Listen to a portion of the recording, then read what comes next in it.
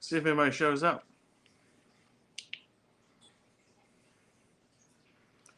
Just chilling like a villain. Gelling like Magellan.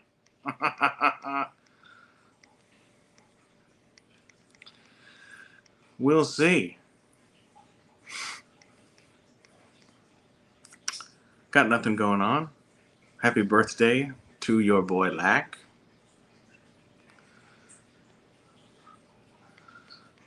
See if anybody. Rolando! Hello. How are you, young man? I hope you're doing well. Is the picture and sound quality good? Let me know. Let me know. Oh, thank you. Thank you very much. I appreciate that. As my kids would say, happy birthday. On my son had his birthday. I said, happy birthday. He said, happy birthday. Audio and video is good. Right arm. Good to hear it. We'll leave that comment up. I pinned. I pinned the link in the chat. So by all means, if anybody wants to. Mr. Muzza. Yes. Thank you. I appreciate that. We're not, I don't have anything really going on. I have some pickups, not birthday. This is my one birthday present from my lovely wife. Check that out. Isn't that awesome? Sir John, hello.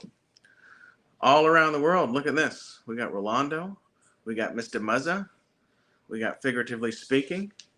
Please check out, if anybody in here is not subscribed to anybody else, please check out everyone's channels. If there's any mods in the chat who want to drop links, by all means, please do. Look at this cool cup my wife made from our wedding. Very neat. Yeah. Is everybody doing well? I like this comment right here. Happy birthday, Big Sexy. You know it, Ro. You know it. If y'all are not subscribed to Figuratively Speaking, go check him out. If you're not subscribed to Darth Muzza,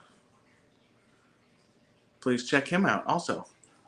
And Rolando, I hope maybe we will see some more hunt videos in the future on your channel. And I think everybody on here is on Instagram too, so look for them on there.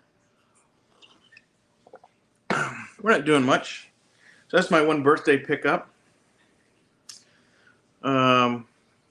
Muzz's link. So everybody check that out. I'm sure we'll see Gilster here before long. He might have fallen asleep. Anyway, y'all might have seen the video of this custom. I have put the neck on there. And you can see that it fits pretty good. If I can get it to focus. I might not be able to get it to focus. But yeah, it fits pretty good. Zombie Hunter, are you here? Oh yeah, there you are. What's going on? Good to see you. Hey guys. Hi guys. Yeah, everybody, check everybody out. The link should be in the top of the chat. I got to get up fairly early in the morning, so we won't be on all night. But look, I'll show you. So, dig this. There is a new lunch break. Darth Moses says, look, so there's a new Dick Tracy comic. I've only got issues 2, 4, and 5. So I'm looking for 1 and 3.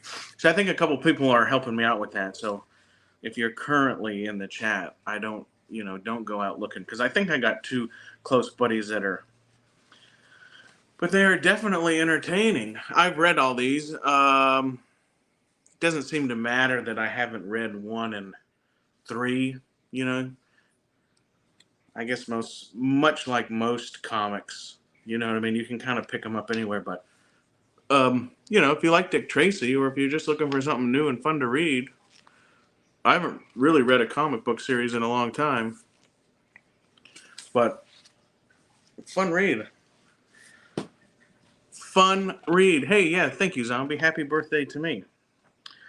Let me see if I can't find a cool. Here's Flat Top. So yeah, cool art. Cool art. This is I may not remember all my Dick Tracy history, but so this comic appears to Tracy and Pat Patton, his buddy, which is this guy right here. This is post World War II. So it starts a little later than the original Tracy comics, I think originally, hey, it's Zombie's birthday in 10 days. Awesome. We expect to stream. Our good friend Outlaw Bill, formerly Jedi Bill, it was his birthday not long ago. I meant to make a birthday video, but apparently I'm a bad friend, and I didn't do that. But also, yeah, happy late birthday to Outlaw Bill, formerly Jedi Bill, and happy early birthday to Zombie Hunter, and happy today birthday to yours truly. Let me see. Big Sexy. But yeah, so go find these if you're so inclined. I think Motu Joneser might help me find 1 and 3. And I think also our good friend Gary at Gary's Grails is also looking for those for me. So I've exhausted all the comic shops here. This is all I could find. But fun read. Check it out. I also picked up this. This is issue 86, October 94. I don't remember reading this one, but fucking cool cover art, right? Look at that. Wolverine. And I really don't even know who this is. Is that the guy? Can't remember his name. I think he has a figure, but I don't know, that might be a different guy. Y'all know who I'm talking about. He's also in the new 97 animated series. He's like Storm's boyfriend. But in the old one, he was like from the future. He hung out with Bishop. I don't know if that's him. It might just look like him. But cool cover art on that one. October 94. And it's issue 86. And I think this was like $2. So why would I not pick that up? I'd like to do I'm going to have to make a custom of this guy, and I'm going to have to do a Wolverine custom because I want to recreate that for sure. That's bad to the bone, ain't it? I like it. I like it. I got another pickup here. Do y'all remember Nick Fury and Wolverine, the Scorpio Connection? This is a hardcover graphic novel. Not very, I think it's like 86 pages, so it's not very, has that, this is one of my favorite Nick Fury Wolverine artwork right there. I also have this poster, original 89 poster, but this is cool. I read this when I was young. I have started to reread it, but I get pretty serious, because I don't just like flip through it on the shitter like I do the comic books, right? But definitely cool. There's an awesome, let me see if I can find it. Here's a cool, where is it? There's Dum Dum, and wait, hold on. I'm getting backwards here. Here's a good Whoa, where am I? Right there. There's Dum Dum Dugan and Fury. Right there. Very neat. And their suits. I think that's a good looking. It's pretty cool, huh? So, yeah, cool art in here. Brown suit Wolverine. Lack's favorite.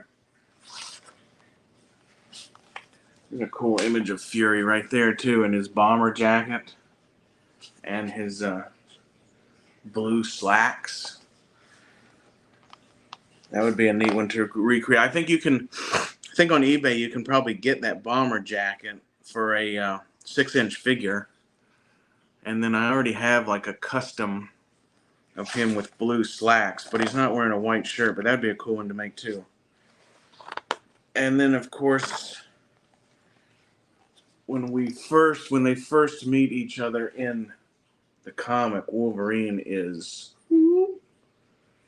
wearing like some midnight cowboy outfit. That's cool, huh? Anyway, this was a cool series, the Scorpio Connection.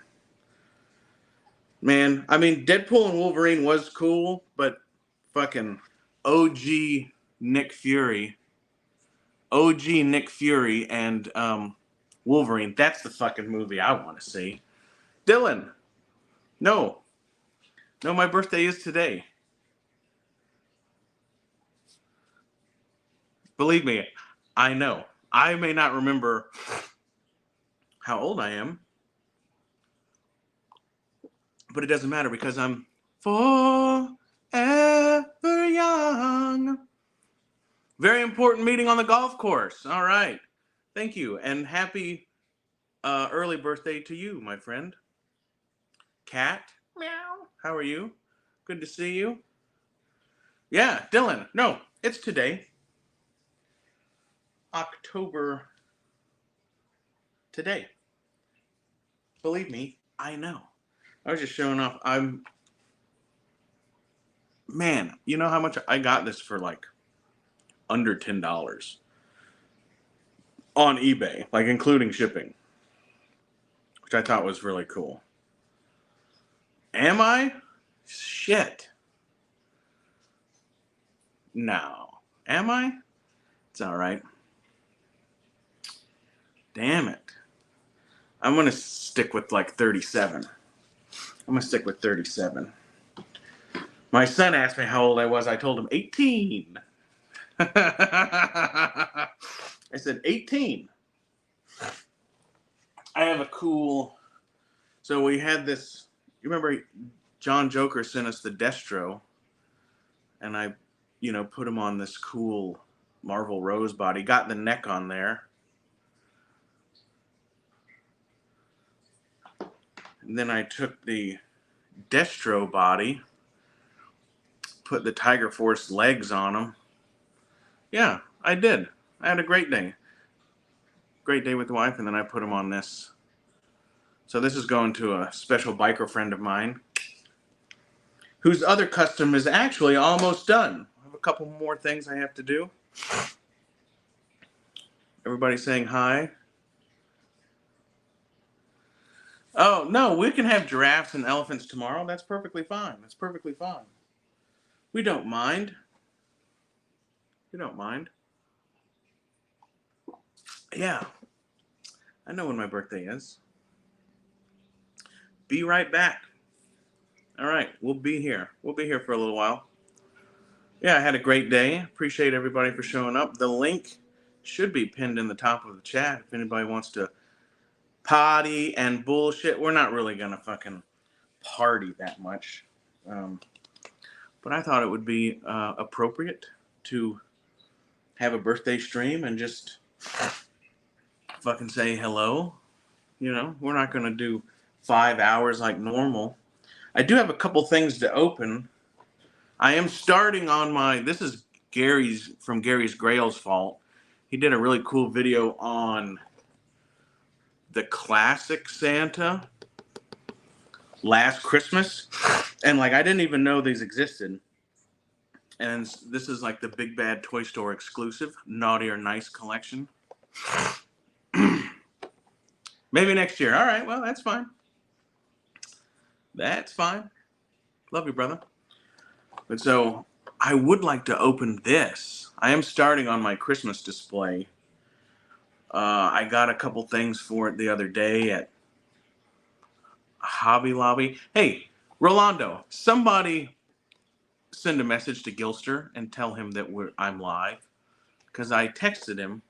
I said, hey, are you awake? I'm going to go live. But then before he responded, I went live. Because it was like an now or never kind of a thing. And now he's texting me, hey, are you awake? Not only am I awake, I'm live.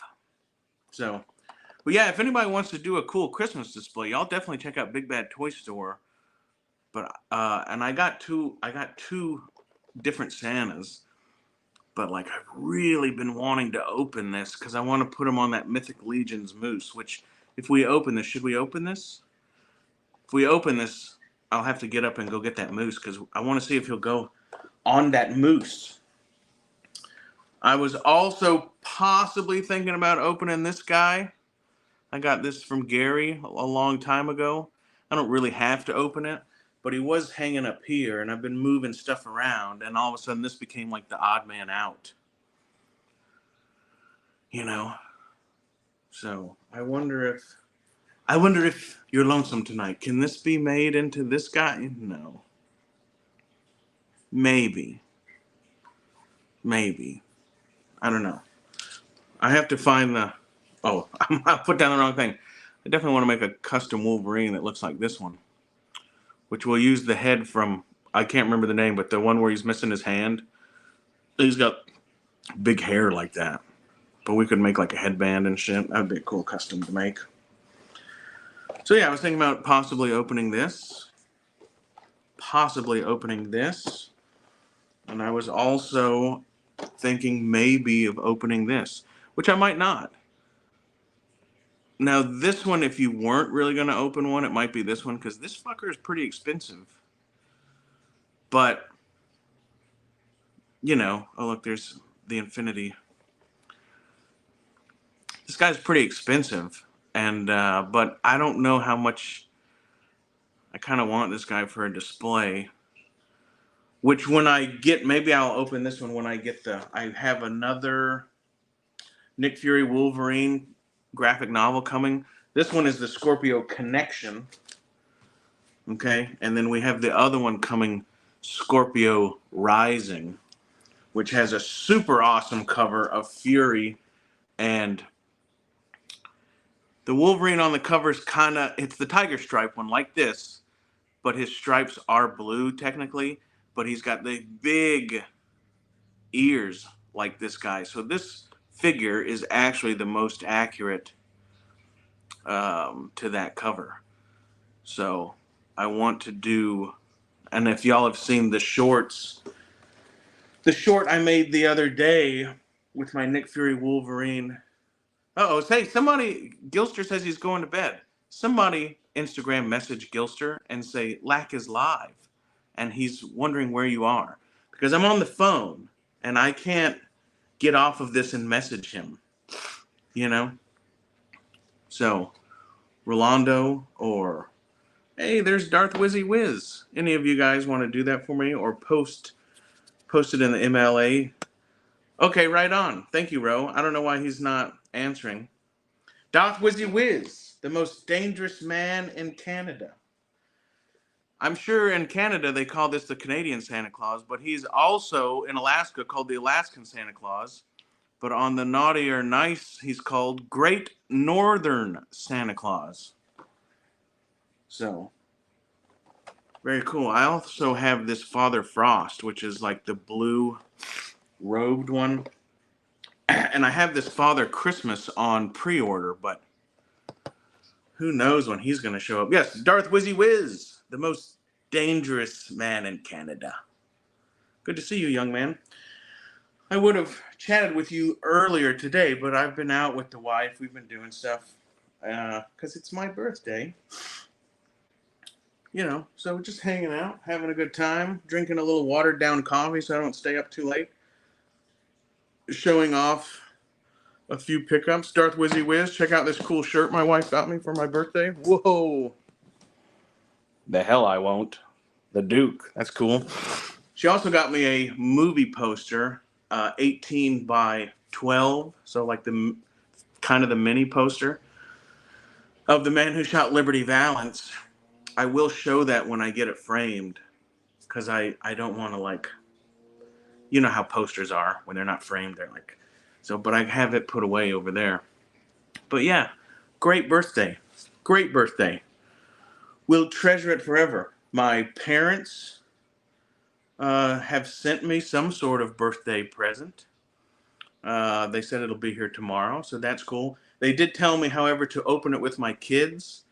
So, you know, it's obviously like a gift for my kids, which is cool. And I'll be getting the Cubs tomorrow. And they called me earlier this evening, sung happy birthday to me. So that made my day. That was great. I bought this for myself, which of course, you know, these old timer charades, especially on Amazon, are like under $20. So I picked this up. This has like a 3.5-inch blade. So I bought this for, I'm going somewhere for Thanksgiving. Oh yes, thank you, sir. I appreciate that. Yes, I'm adopted, but my parents who raised me are like, you know, they're not my biological parents, but they're my parents. You know how that is. But yeah, they're the fucking coolest. They are the fucking coolest. But look, so I'm going to like a very unfriendly state for Thanksgiving, which I'm not super excited about. But you are allowed to have a knife that is like under 4 inches. So I because I don't have anything like that. So I purposely bought this for utilitarian reasons. And I will be legal in case I have to cut some rope or, you know, dig out a splinter or something. So this was not technically a birthday present. But I guess it kind of is. It came today on my birthday, so that's kind of neat. Kind of neat. Should we open something? Should we open something? Does anybody want to see the comics again? I don't think Wizzy Wiz was here when I did show these. So, yeah, smart buy. Yeah. Believe me, I got on what they call the Google. And I was like, what's legal to carry in state X? And they were like, basically nothing. But you can have a knife that has a 4-inch or under blade. And so I was like, okay, Amazon, let's find a decent knife that doesn't cost a whole bunch of money. There you are, Gilster. Hold on, let me finish. So I got on Amazon. I was like, let's find a decent knife that has an under 4-inch blade that I, you know, can trust. Bam. So there it is. Bam. There it is. Utilitarian purposes only. Gilster, I messaged you. Are you awake? And then I didn't hear back from you, and it was like a now or never kind of thing with the live, right? And so and then I saw the notifications of you texting me, and I was like, damn, I don't know how to like get off of the live and use my phone. I don't think you can even do that, but Wizzy Wiz and whoever else is coming in a little late, I have been reading these. I've only got 2, 4, and 5. 2, 4, and 5. Yeah, 2, 4, and 5. I think Gary's Grails, and I think Motu Jones is helping me try to fill this out with 1 and 3. But hey, if you're in your local comic shop and you see these, totally entertaining. It's great. You know, if you're looking for something to flip through, try the new Dick Tracy comic. Hello, everybody. How's everybody doing? Gilster has recently set his Instagram to private, so if you're not following him, I'm sure you can get a hold of somebody, one of us, and say, hey, so-and-so. I guess even if it's private, you can say, Yeah, I'll take that. This guy, he just told me I was 39. Now he's telling me I'm 38. I'm going with 18. My good brother Henry, who my son is named after, who's probably like 68, he tells everybody he's 16. That way he can't catch a charge as an adult. So, haha, haha, Gilster. Check out that comic book cover. Isn't that sick? Gilster is completely aware of the displays that I'm doing, recreating comic book covers, and like, man, look at this motherfucker. We might have to do that one next. I got some misinformation. That's all right. That's misinformation is all the fucking United States fucking runs on today. So you'll fit right in. We'll try not to get political in any way. We want to open something. Darth Wizzy Wiz. Yeah, the most dangerous man in Canada. Hello, everybody. Y'all check out Gilster for any of your what you call it, art commission needs. I have him. I've commissioned him to do a piece of Lac Sivrak artwork. Open it. Open which one? Which one should we open? Spirit, Wolverine. I've had this for like a year. So if we open this, I'll get up and we'll go get the moose and see if he fits on the moose. Yeah, I got Gilster commissioned to do some Lac Sivrak artwork. I need to do. Dylan had an awesome. What's up? What's up? What's up? My cholesterol. What's up with you? Not much. I just saw that it's your birthday, and I thought I can't let that pass just without singing you a little song, no? Oh, absolutely. So let's go. Happy birthday to you. You belong to the zoo. Happy birthday, happy birthday, happy birthday to you. Wie schön, dass du geboren bist. Wir hätten dich sonst sehr vermisst. Wie schön, dass wir beisammen sind. Wir gratulieren dir, Geburtstagskind. Oh, hey! Hey! Happy birthday, right my friend. Thank you very much. It's good to hear your voice. All right, my friend. I really cannot go long. I just didn't want to miss that and sing you a little song, brother. I really appreciate that. Are you doing all right? That shall not be the topic. Have nice celebrations, and I will be honest as long as I can, my friend. That's Enjoy good. your day and many, many years in happiness and health, my friend. All the best to you. Thank you very much. I appreciate it, brother. Okay, my friend.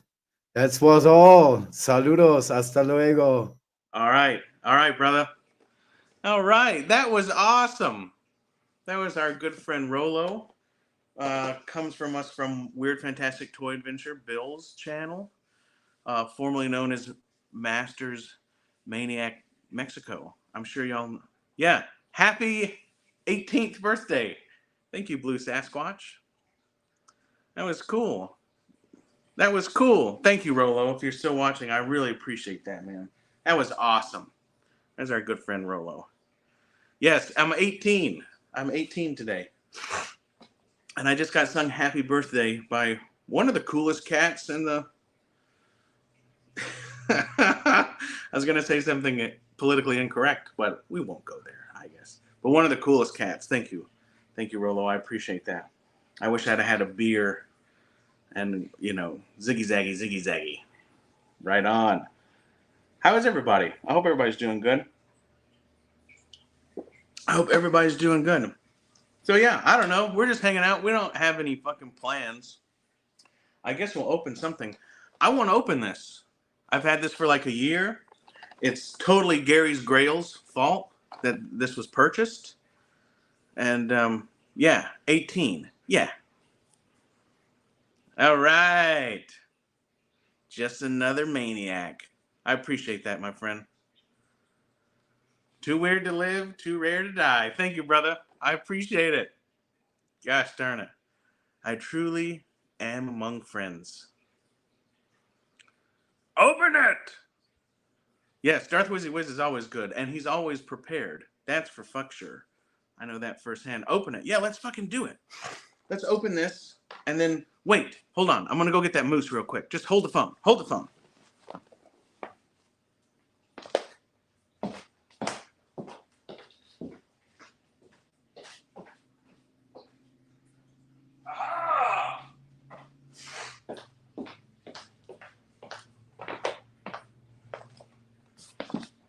All right. I'm back. You know, I usually don't cut the camera, but we're as Brett would call it, we're having a Winnie the Pooh stream, right? So that means we're wearing a shirt with no pants. Just do it. So this is the Mythic Legion's moose, one of the coolest fucking things. Our good friend Captain Spaulding helped me get this at a extremely decent price. So thank you, Captain Spaulding, for helping me get that. What's interesting is I kept looking for one of those. Kept looking. Somehow my wife found out about it. I asked a few people in the community. Captain Spaulding was like, I found one. This is the price. I said, oh, that's a good price. You know, bam, there's the PayPal him the money or whatever. He says, it'll be there in a week. I said, okay, cool. So that shows up. Like literally the next day a box showed up. My wife's like, I got you something. I'm like, what? And it was another one. So I have one still in the package, which I'm not going to get rid of it. But the only problem with having two is now I want to take the saddle off of both of them and have them fighting, which now means I might have to get a third one to keep the saddle on. But so I got this specifically to go with this Santa Claus. So let's open it and see. He may not, his, you know, the way his legs are and stuff, it may not go on there. I'm not sure. But even if it doesn't, we can still display him like leading the moose, you know. There's Rolo's link. Y'all go check that out. Thank you, Rolando, for dropping Rolo. Rolando, not to be confused with Rolo. But yeah, let's open this. I've had this, like I said, I've had this for, well, since like last Christmas. And it's Gary's fault at Gary's Grails. But what a cool, you know what's super cool, and this may not be for everybody. Dylan, you might appreciate this. But if you get on so this is the Naughty or Nice, which is like a Big Bad Toy Store exclusive line. They have another line that just came out that's called Biblical Adventures. And it's like, they have like an action figure of Jesus, which is cool. But then the deluxe edition, he comes with a crucifix. And you can swap his hands, you know, for the ones with nails in them and stuff, which I'm not laughing at in like a demonic way, but I'm just saying like, I'm like, I just thought that was interesting that they had like the deluxe edition. But there's a bunch of Roman legionaries. I don't really know which one is correct, but you know what I'm saying. Accessories. Check this out. Let's get this guy out. We'll give him a good look in the pack. He has an axe, which is fucking awesome. Has an extra head sculpt. Has a present. Oh, that's so sweet. Right on. Heard it first here. So yeah, let's get this guy out and let's just see, because I've got to see if he goes on this moose. Oh, we've gone down to 2 people watching. Historically accurate. Nice. Exactly. So yeah, let's see if this guy goes on here. I guess the deluxe edition Jesus made everybody leave, huh? They're like, fuck that whack guy. Let's see, there's another thing on here somewhere. So yeah, I've already started on my, historically accurate. Yeah, and they have like They have some archangels. They obviously have like they have like a Lucifer and some other things that I probably wouldn't like, having like, there are 3. Oh, okay. Well, we had 8. So some people were definitely like, fuck this noise. We're not talking to this guy. Let me see. These bands are kind of like jammed up in the... Wow, cool figure. Look at the fucking guns on Santa. Look at those fucking forearms, would you? Damn, looks like lack. So let's see. I don't know if he's... I'm going to easily... This looks like a good figure. He's got the ball joints in there. Let's see if he'll go on this moose. I'll try to make his legs... I don't know if it's going to go. I don't know if it's going to go, but we'll see. I'm trying to kind of get him in a pose before we get... Oh my God, look, I think it's going to work. Look at that. Look at fucking Santa on a moose. Yes. Yes. Yes. No, I don't think it was you, my friend. I don't think it was you. Not at all. Look at that. I know y'all have seen the Mythic Legion horses and stuff are fucking badass. Their figures I know are really nice. They just don't have any figures that I'm super into. Like, I'm not going to start collecting a whole line or whatever. But trying to get his foot in the stirrup. Look at that. Northern Santa on the moose. Can we put the moose's head down a little so you can see Santa better? Not really. Look at that, though. Awesome. Awesome. Super cool. Let's check out the accessories here. Yeah. Rudolph had a red nose because he drank too much. So there's a guy on Instagram. This guy comes with a cool stand, says naughty or nice, which we won't necessarily be needing because we're putting him on the horse. All right, so there's a guy on Instagram. I can't remember who he is. Dylan or maybe Gilster can maybe remember. But he did a review of this, and I watched it before like I bought it, Is there a yellow Frosty the Snowman? No, not that I know of, but there might be. Big Bad Toy Store, and it's called the Biblical Adventure line. So if you get on the Big Bad Toy Store website, and then in the search, just put Biblical Adventures, and it'll come up. And they have everybody, man. There's like a John the Baptist, and there's a bunch of there's like a Saint Michael with all his armor and his wings, and then there's like some regular angels, like in the white robes. It's a pretty cool line, man. Santa versus the Predator. Maybe. What the Predator would look into his heart and know that he poses no threat. Look at this cool hat. Great Northern Santa. Anyway, let me tell you this. So there was a guy on Instagram. He's like a big channel. He's kind of a dick. I didn't know that he was a dick, but I think he's kind of a dick. Can't remember who it is. But he did a review on this, right? And he's pulling out all the accessories, which we'll do now.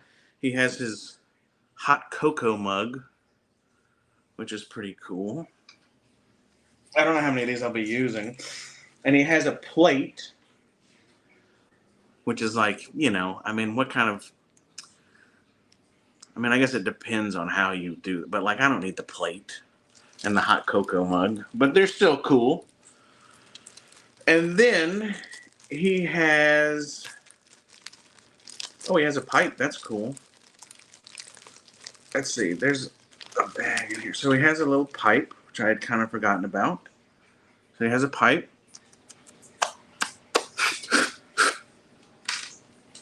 And he has a couple spare hands. This one is obviously for the pipe. Also could be a trigger finger. Very cool. This must be for the plate. He's like holding it out. But then look. So then it comes with these round discs. Okay.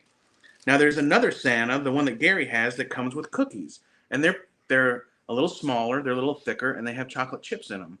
And then he pulled out these, and he's like, "Oh, they're sugar cookies."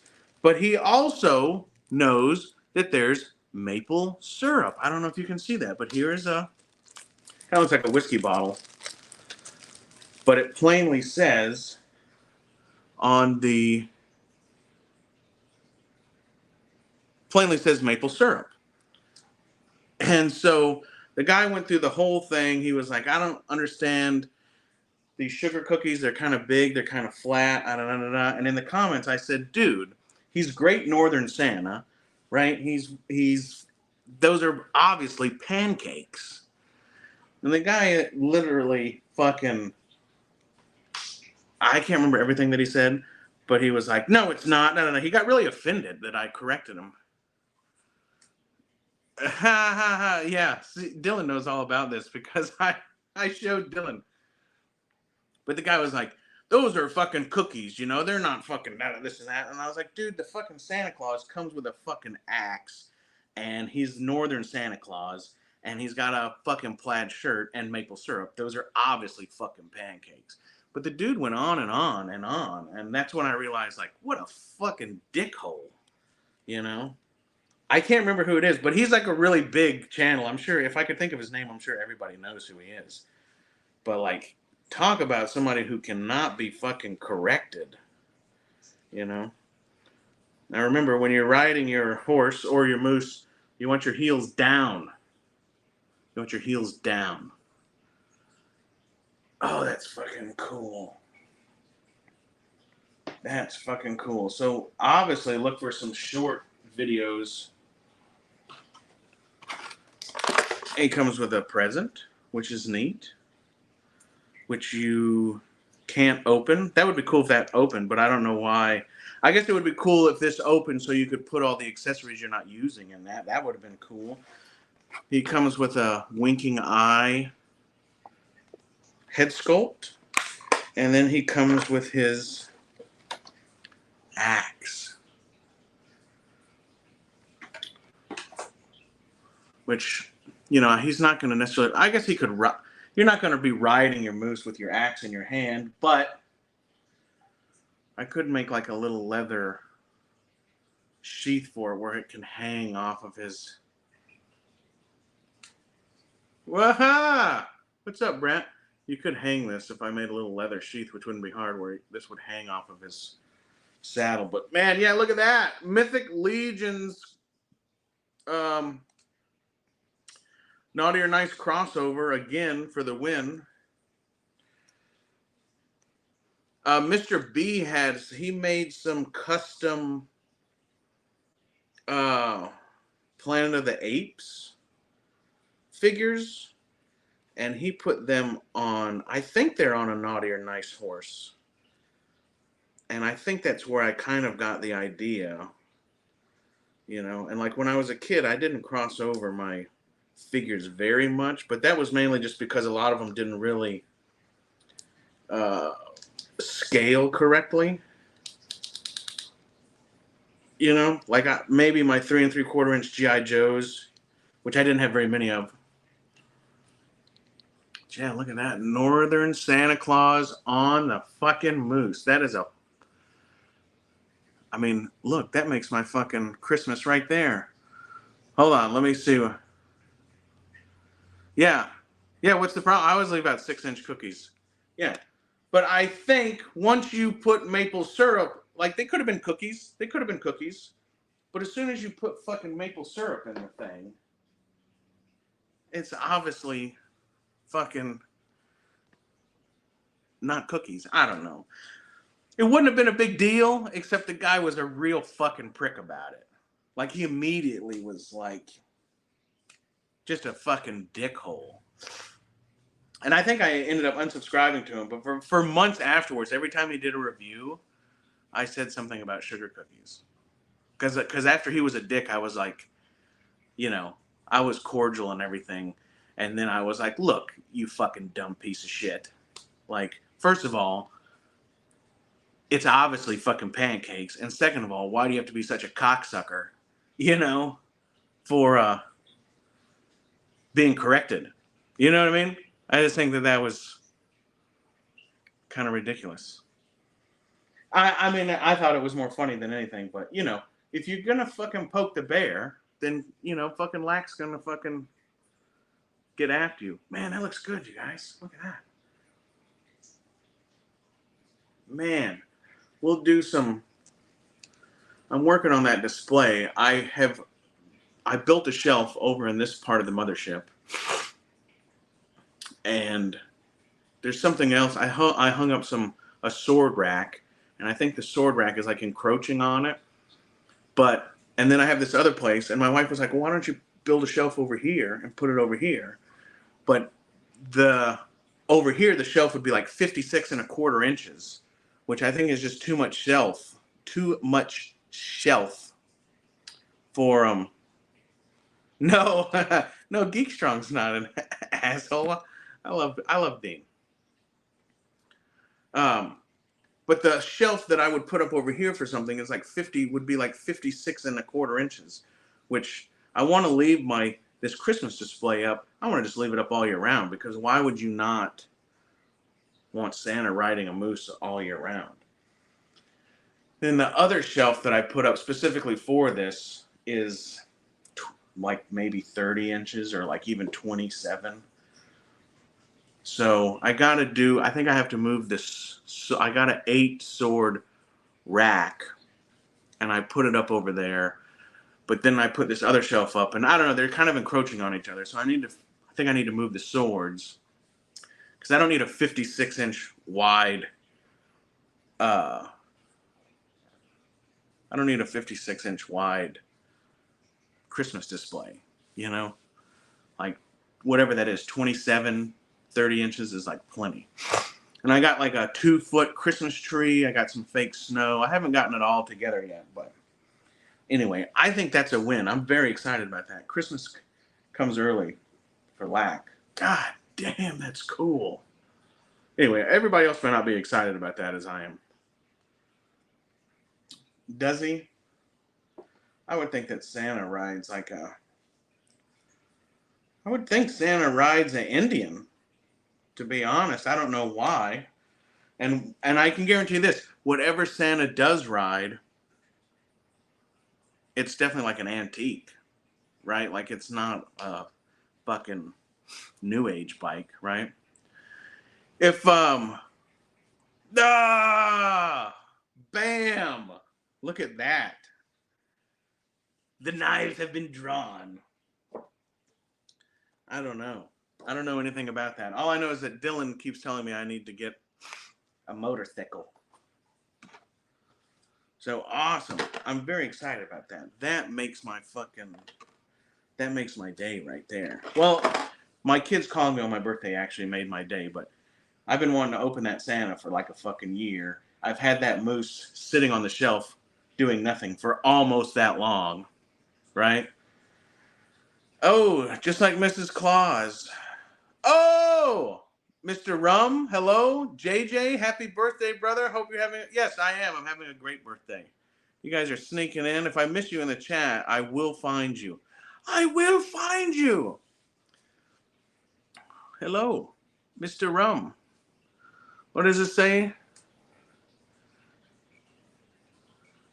Yeah. Happy birthday. Thank you very much. No. But I have to say, if anybody knows about Guys Riding Guys, it is Brett. Okay? There's JJ's channel. Let's see. I think that there might be another. I'm sure everybody here's subscribed to Rum. I'm sure everybody here probably knows everybody, right? But if you don't, make sure you get down. Get down! Let's open another one. Hold on. Rum, I'll show you this comic I got. Look at this fucking. This is 1994, issue 86. Look at that fucking Wolverine. Isn't that cool? I've been reading the new Dick Tracy comic, which is extremely entertaining. And I did get the 1989 Wolverine and Nick Fury Scorpio Connection hardcover graphic novel. So that's exciting. That is all that is exciting to me. Let's see. What else should we open? Let's open. Do y'all want to open this? We can open Spirit too if y'all want. I don't have a reason to open them though. So if nobody, and there's a million, I'm sure everybody has this. I don't. If when I do open this, the eagle will probably go with the fucking Santa Claus and the moose.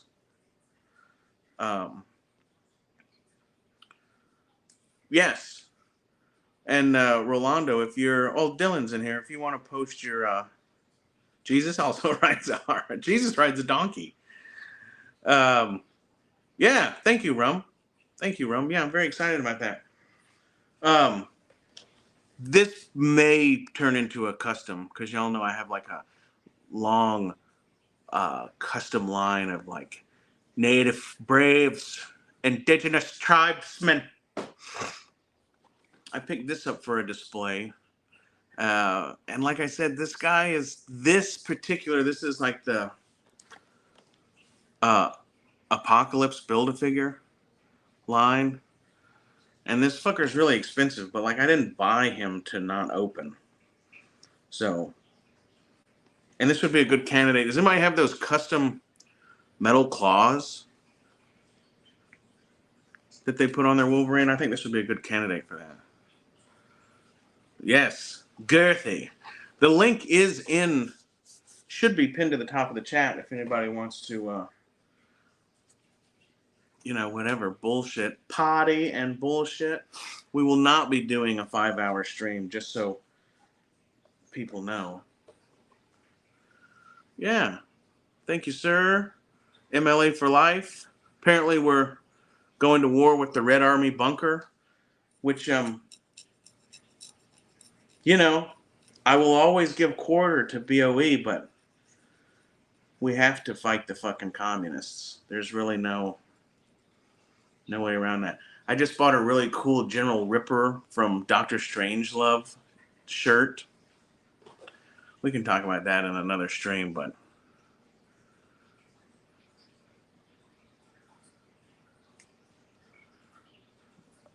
there you go. Rolo knows what's going on. Oh, it's hard to feel any man when Brett's in town because he's already satisfied them all. Oh, under the East, you can find Brett every evening under the East LaPorte Street footbridge. And I think, the fucking economy is getting bad. So I think he's down to like $8 handy J's. So if you're in need and you got $8, Brett's the one to see. Let's open this. I didn't pay as much for this. I think I ended up paying like $40 for this, right? But this motherfucker is going for like over $60. And like I'm not necessarily one of these people who are buying these because I decided I needed this figure for a certain display, and I looked for 2 or 3 months, and immediately I'm realizing like son of a bitch, that motherfucker is $60, and I thought, well, I'm never getting that. Yeah, that's right, purity of essence. Captain Spaulding, good to see you, my friend. Since Captain Spaulding is here, he probably missed this. This is the moose that you sent me, Captain Spaulding, and we just opened this Santa Claus to put this great Northern Santa to put on. This is the moose that Captain Spaulding got me, which has been, almost a year ago, but now he is complete with, so thank you again, Captain Spaulding. We also have, I don't think you can see him but right above over here is a Captain Spaulding figure that also Captain Spaulding sent me. So right on. Yeah, thank you, brother. Thank you. Open them up, let them breathe. Hell yeah. Captain Spaulding, you don't have to do that. But I'm not going to tell you no. To refuse a gift is, it's rude. You know what I mean? It's like when the old people used to say, eat, and you said, no, I don't want to eat. And then they'd say, it was rude not to accept. Yeah, open them all, let them breathe. We'll do that.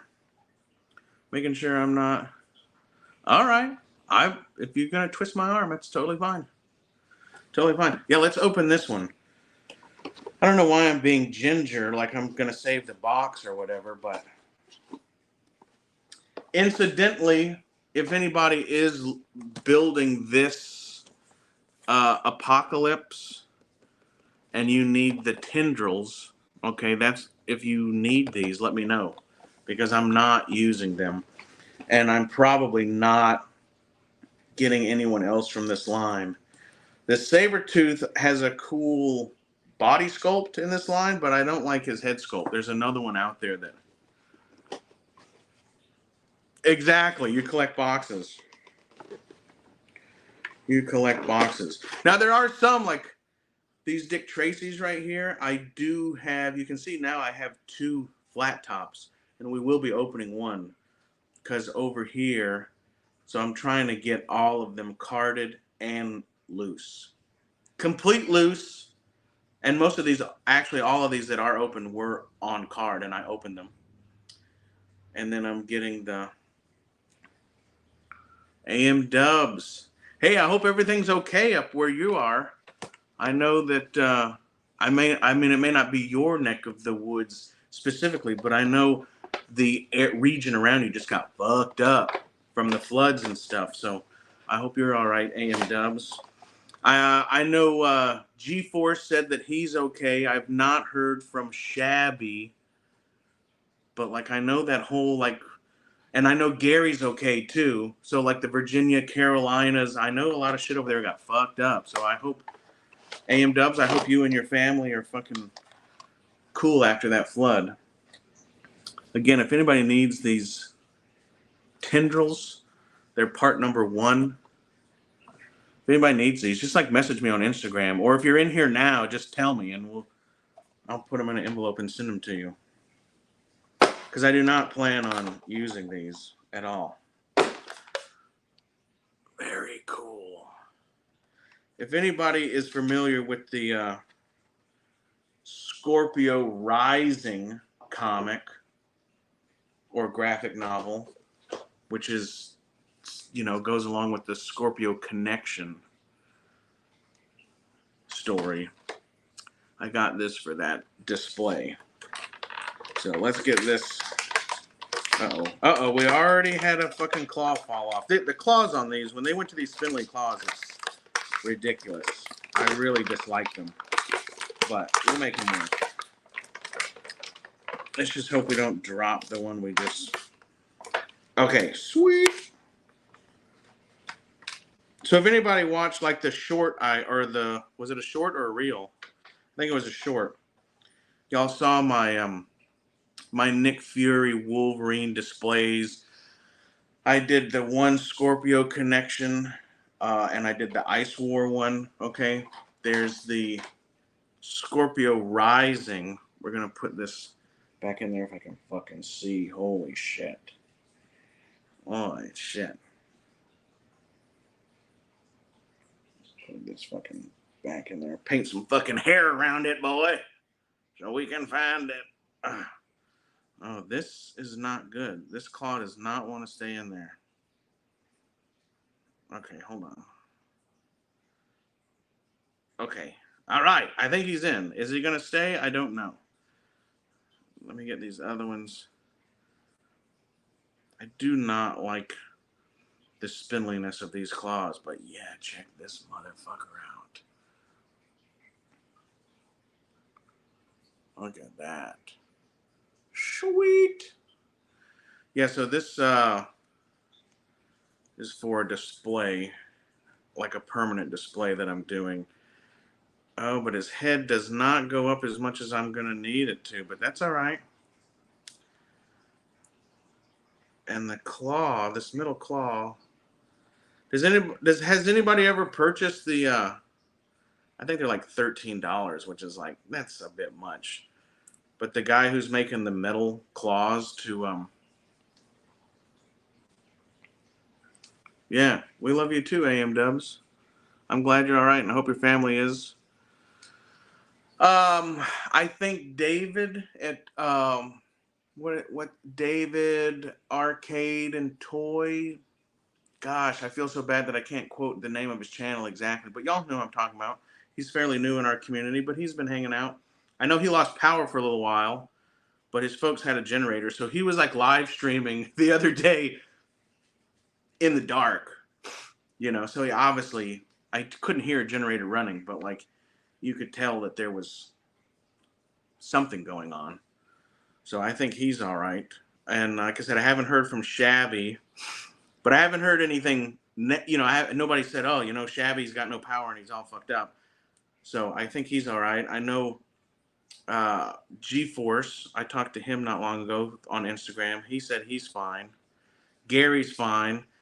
I have not heard specifically from Aaron at Cold Bay Games, but he did have a stream the other day after the storm, so that leads me to believe that everything is probably fine there.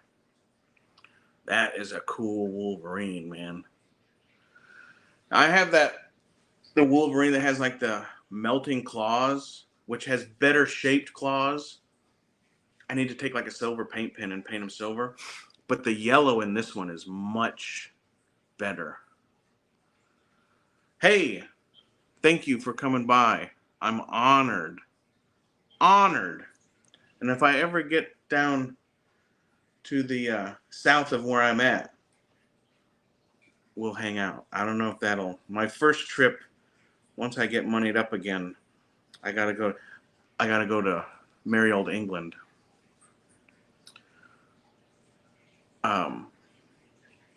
So anyway, thank you, Rolo, and thanks for, man, what a great birthday song. Thank you. Yeah, God bless you too, all right? Love you, brother. Yeah, adamantium. I can't remember what comic that was, but when when Wolverine's claws heated up, they have that one figure. And it's a good looking figure. The yellow is a little bit off, but the claws are a much better proportion, I think. Remember, like in he went through a lot of Wolverine went through like a lot of different like claw looks. You know what I mean? This artist, he did the super straight, really close together claws, which I was never a fan of. And then I think this is a different artist, right? But so then he got these. I think are a little more accurate. They got the little curve, They got the little curve, and they kind of come down to a kind of like a katana, like a upside backwards katana look. Anyway, y'all might have saw that display that I did. Let's not crease this. But yeah, this is an original. I got this for like $10, man. And I read this as a kid. Yeah, 1989, copyright 1989. It's not older than me, but it's, but yeah, good shape, huh? Look at that. Not a line or a crease or anything. So awesome. And then, yeah, in the Scorpio Connection, he's brown suit. But in Scorpio Rising, he's yellow suit. And he has the giant, like, wing back ear.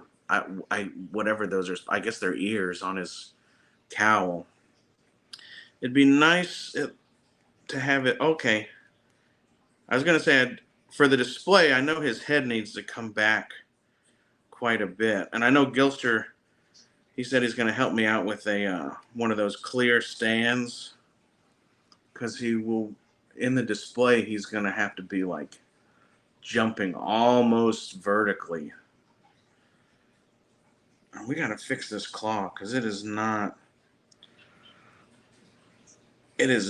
wanting to stay in there. So we'll have to drop a little super glue in there with a needle or something. But yeah, He'll be almost, probably more like this angle, I think. And I did find that comic the other day, and it was like $3. So it was like, I think it was like $3 and $2 shipping. So that's cool. But on the cover, him and Nick Fury are like, I think they're like jumping out. They're jumping through a window, and Wolverine is like this, and then Fury is kind of like below him and in front of him. He's got his fucking two guns, fucking dual wielding. So I'm gonna do a display like those other ones that I showed y'all in that short video. And there's not too many comics. There's a lot of comics that have Fury and Wolverine in the comic, but there's not a shit ton that they're both on the cover, you know? So yeah, Scorpio Connection, Scorpio Rising, and Ice War. There's maybe one or two more, but those are the three, to me, the fucking coolest ones. And I have a place in my bedroom, and I put them like at the foot. I have a TV in there, which is a product of like my ex, because I've never had a TV in my bedroom ever. But my baby's mama, that was like her. She's that kind of person, but it's still in there. So at the foot of my bed on that wall, there's a television, and then there was a spot. There's like a 4-foot spot. And so I put those, if y'all saw that short video, I've got those right there. And like, man, they're one of my, I guess they're one of the newest displays that I did. So that might be why I just like fucking sitting there looking at them. And they look fucking great. And then the third one will go up, and it'll be this Wolverine. And I have another Fury that's ready to go in his Agent of S.H.I.E.L.D., the blue, whatchamacallit, the blue spandex. So, awesome. You want to open this? We have it. I don't really have anything else to, I'll show you guys. Y'all probably saw this video where I just did the boil and pop, but I ended up later. So I removed the neck. I did remove the neck. And then I had to hollow out the peg, and everything was not going to work. I did not want to destroy the collar. So I had to, I took my sharp little knife and I cut around and relieved the thickness of the plastic on the inside of his collar. And you can see if you look really close, there's one little tiny gap there, but I think it's going to be okay. So thank you to JJ, because I could not have, I looked for a Destro and I looked for a Destro. I found one, and it was like, this was a long time ago. I had it in my hand, and I fucking, like, I walked around the store with it, and then I realized, I was like, man, I don't have $25 to fucking spend on this. And I was like, and the Destro has been around for a long time, and like set on the pegs for a long time. And I had the opportunity, and you know, whatever the reason was, usually cash flow, I was just like, man, I can't spend $25 on this fucking figure. You know, like I just, like if it would have been a Nick Fury or something like that, an OG Nick Fury, I might have been like, wow, it's $25. But I really wanted to do that custom, and I didn't have all the parts. But anyway, so I was like, nah, I'm gonna put this down. And then I finally got to where I got on the list of my shit, and I was like, okay, we got an extra $25. We need to go find this Destro. Well, then there was not a fucking Destro within like 30 miles, you know? Because like every once in a while, I'll pull a G-Force and be like, let's go see what they got. And I don't film it because my places here are like an utter disappointment, and it would not be worth videoing it, really. But then I realized, I was like, fuck, there's no Destros anymore. So thank you to JJ for sending me that Destro. I really appreciate it. If any of you 9 lovely people in here are building that apocalypse from that line, and you need the tendrils, I have them. So let me know. And I'm not going to use those fists either. So if you need a pair of Wolverine fists, I can send whatever. Y'all just let me know. We have a cool motorcycle custom here for our motorcycle friend and Dylan, your other one is almost finished. I just need a couple more things. But you have to take this one too and display him. See, it's Lack with his chest hair hanging out and cool tiger motorcycle. Cool tiger motorcycle. I'm looking at this moose with the Santa, and that's fucking badass. Let's open this and see what's going on. What goes on here, natives? Like I said, I don't really have a place for him, and I don't really need to open him. But now that we have the Christmas display going, now that we have the Christmas display going, we've opened the Santa, we've got the moose. If anything, we need this eagle out of here to put like in one of the Christmas trees for the Christmas display. So let's check it out. Thank you guys for being here on my birthday stream. I know it's like whatever, it's like 10:30 or some shit, and it's like a school night, but I appreciate it.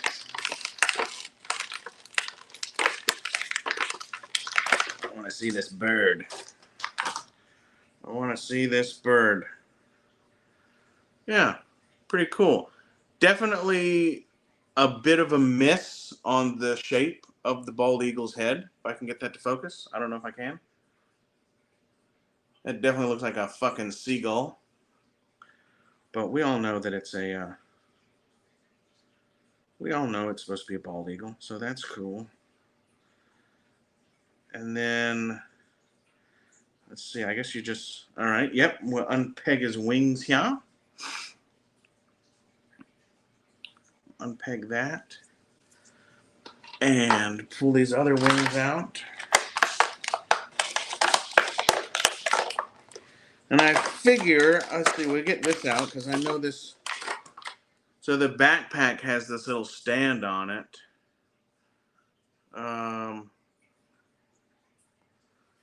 You know, that the bird pegs into.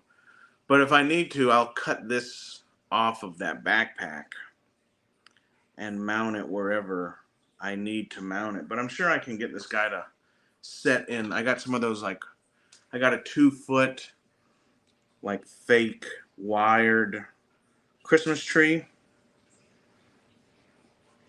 So I'm sure we can, if anything, we'll get like a little piece of wire and wire his legs to the, yeah. Saw a bald eagle here at the house the other day. You don't see too many here. Look, now he's going in for the kill. You don't see too many around here, mainly because there's a fuck ton of ospreys. Bjorn, good to see you. Shamblock, my friend. Good to see you. I hope you're doing well. Our respect to Grandpa and the rest of the Jorgensen clan. But yeah, there's a shit ton of ospreys around here. And, you know, I'm sure 3 or 4 ospreys can really give a bald eagle a hard time. So you don't see them around. But they come through every once in a while. I saw one the other day.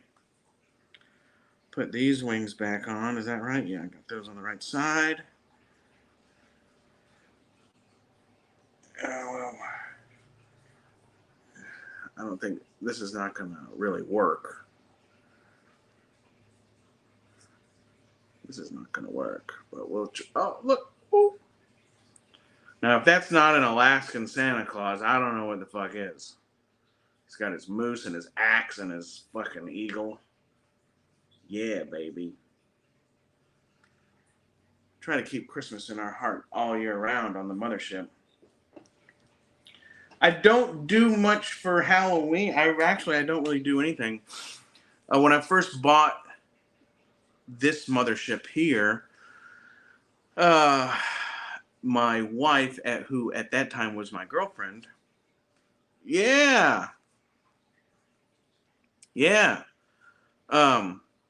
we put up some Christmas or Halloween decorations and stuff. But like we don't get any trick or treaters. Like we're in a non trick or treat area, so just like slowly over the years, it's just become like meh, you know. Yep, get your Star Wars pins from Left Coast. He has a new ATST all-terrain Scout Walker pin coming out, which looks really cool. It's Toy Night in Canada. It's Toy Night all across the world. All across the world, sir. Oh, I got that eagle out and I forgot about Spirit. Let's check this out. I'm not impressed with the indigenous knife that's in there. I think that's a real fucking, that's like a real mess.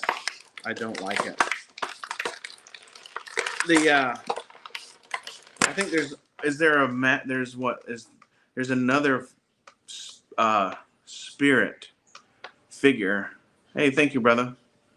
Rick from Left Coast, thank you very much. There's another Spirit, and I can't remember what it is. Is it like Night Force or Slaughter's Marauders or Tiger Force? And I think it's like the same knife mold, but it's painted way better than this one. I think that's a much better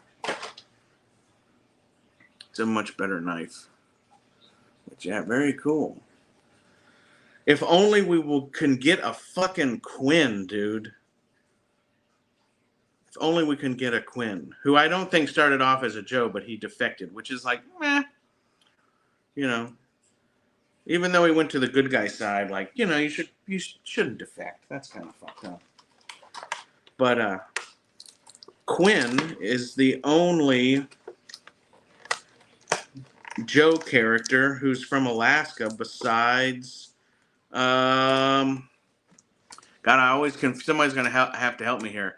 I always confuse Snow Job and Frostbite, but one of those guys is from fucking Connecticut, and then the other guy is from hell yeah. I must have missed what Brett said up here. If I'm missing anybody in the chat, please forgive me. It's got to be Frostbite that's from Alaska, and then it's Snow Job that's from cool handgun. It's like a long slide 1911. Pretty cool. I'm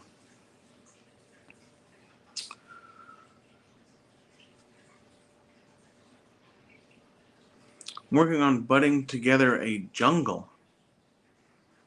Right on. I'm not exactly sure what that means.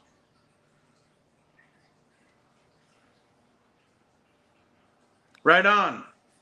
Keep us abreast of the situation.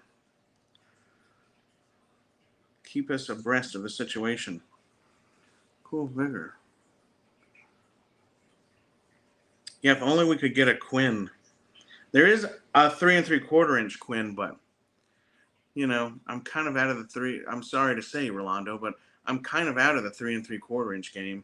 The only 3 3/4 inch stuff that I'm purchasing anymore is like the Power of the Force 2 and Power of the Jedi and a couple.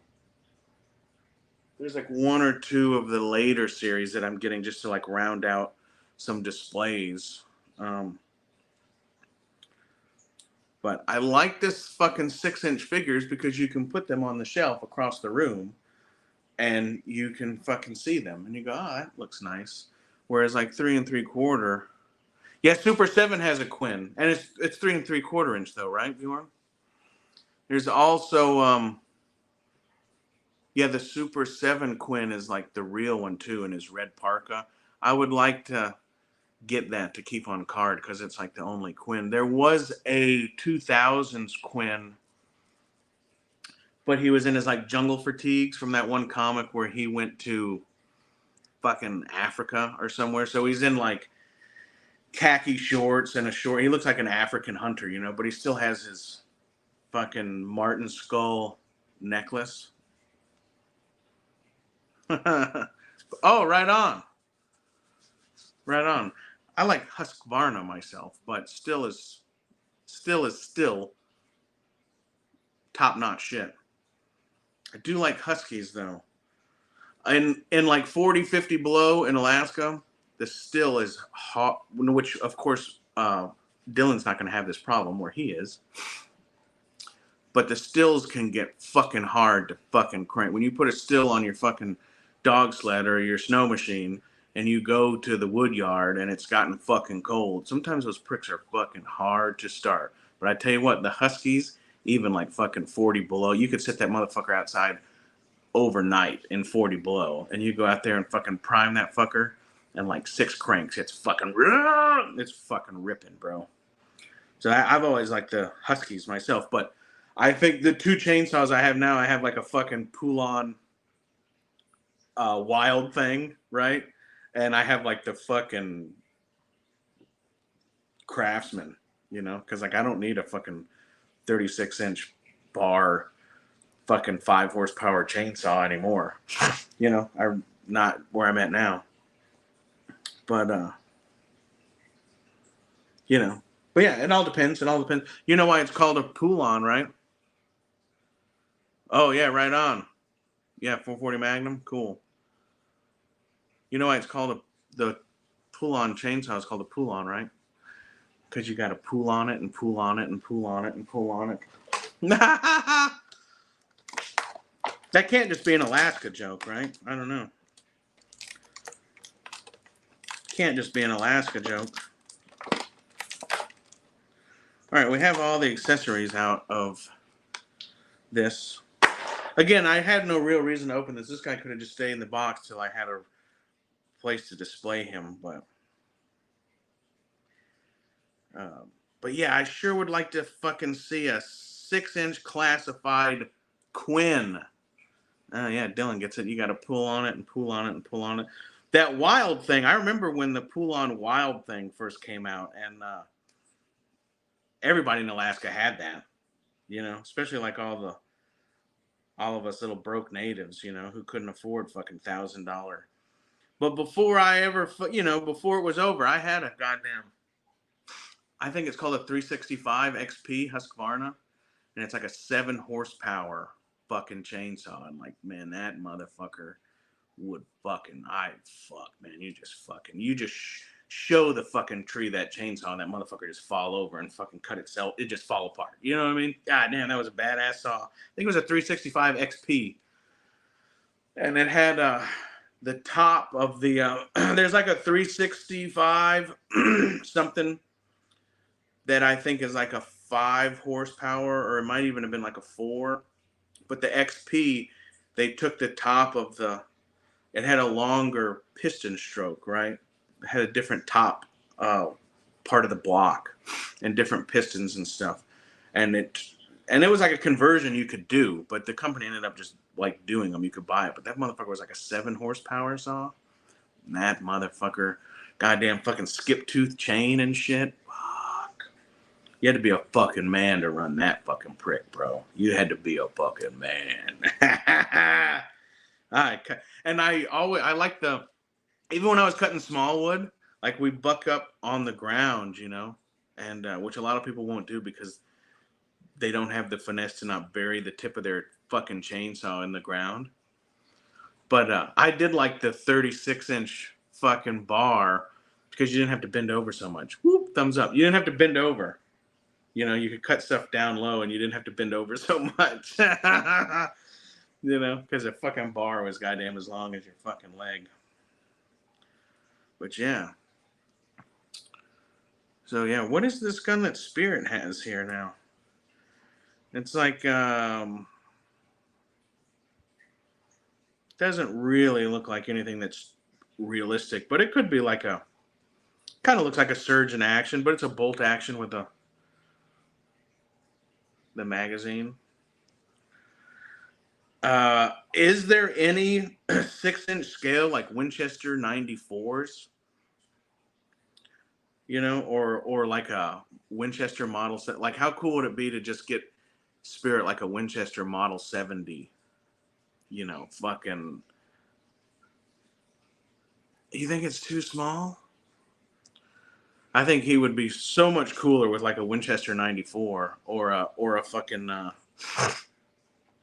or a just like a Winchester Model 70 with like a Unerdal style fucking scope on it. Like fucking what's his name? Halfcock.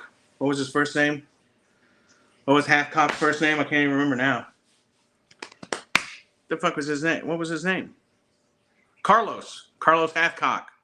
There you go. Some knowledge drop for you. Do y'all know who Carlos Halfcock is? Or was? I think he might be dead now. I'm not sure. I don't know. Excuse me, won't you? Dylan, still using your present from last year? I might be the only person with a spittoon. Carlos, there you go. Bjorn got it. Yeah, he just had a Winchester Model 70. And I think he had a Remington at one point also, but Winchester Model 70, fucking, I think it was a 30-06 with the Unerdal. I had a chance to fucking buy like a brand new, I can't remember the model, but it was like the same one he had, like M37 or M46, I can't remember. But the fucking 12 power. Is he? He lived past Nam. He lived past Nam, right? He didn't die in Nam. I thought he died like in the 80s. But yeah, I guess that's 30 years ago was not 1968. So you're right. It probably was a long time ago. The link is in the top of the chat. Yeah, he did use a 50. But when he first started, he was like straight up Model 70, fucking 30-06, man. Wooden stock, fucking good shit. And then who is that tunnel rat? Mad Dog Shiver? Anyway, was it him? Anyway, he had a custom Marlin lever action 444 that he cleared fucking tunnels and shit with. 99. Yeah, okay, cool. I thought he lived to be at least at like a fairly ripe old age, right? I guess 99 he wouldn't have been that. Like my dad would be roughly the same age because he served in Nam roughly around the same time.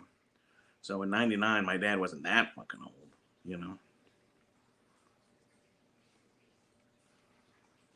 Oh, geez. Jiminy Christmas.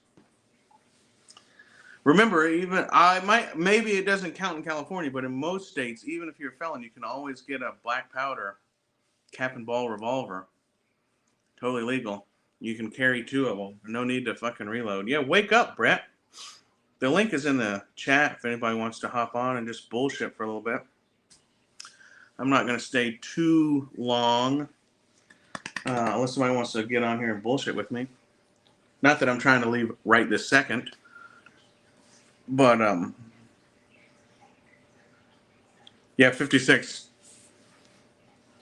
I wonder what I guess I can't do the math in my head that quick, but yeah, that's not very old. That's not very old. But yeah, my dad was in Nam. Was your granddad in Nam, Bjorn? Or is he older than that? Is he a Korean War veteran? I used to work for a guy named Terry Overly, and he was a Korean War. Nice. Yeah, Mossberg 500. Or 590, whichever one you have. That's all I need. Yeah, he was in Nam. Yeah, fuck yeah. My dad was in Vietnam. And then my granddads were. My parents and grandparents are just a little bit older than most people my age. Because I was like a late idea in life. But yeah. Grandpa Jorgensen was in Nam. Yeah, Lac's dad was in Nam. But I worked for this guy, Terry Overly. He was a Korean War veteran, and he was an interrogator. Which, means you fucking tortured people. But those fucking Korean fucking war vets, like, at least in my experience, like, Non-war vets are mostly pretty fucking crazy, but they're kind of like quiet crazy. And then,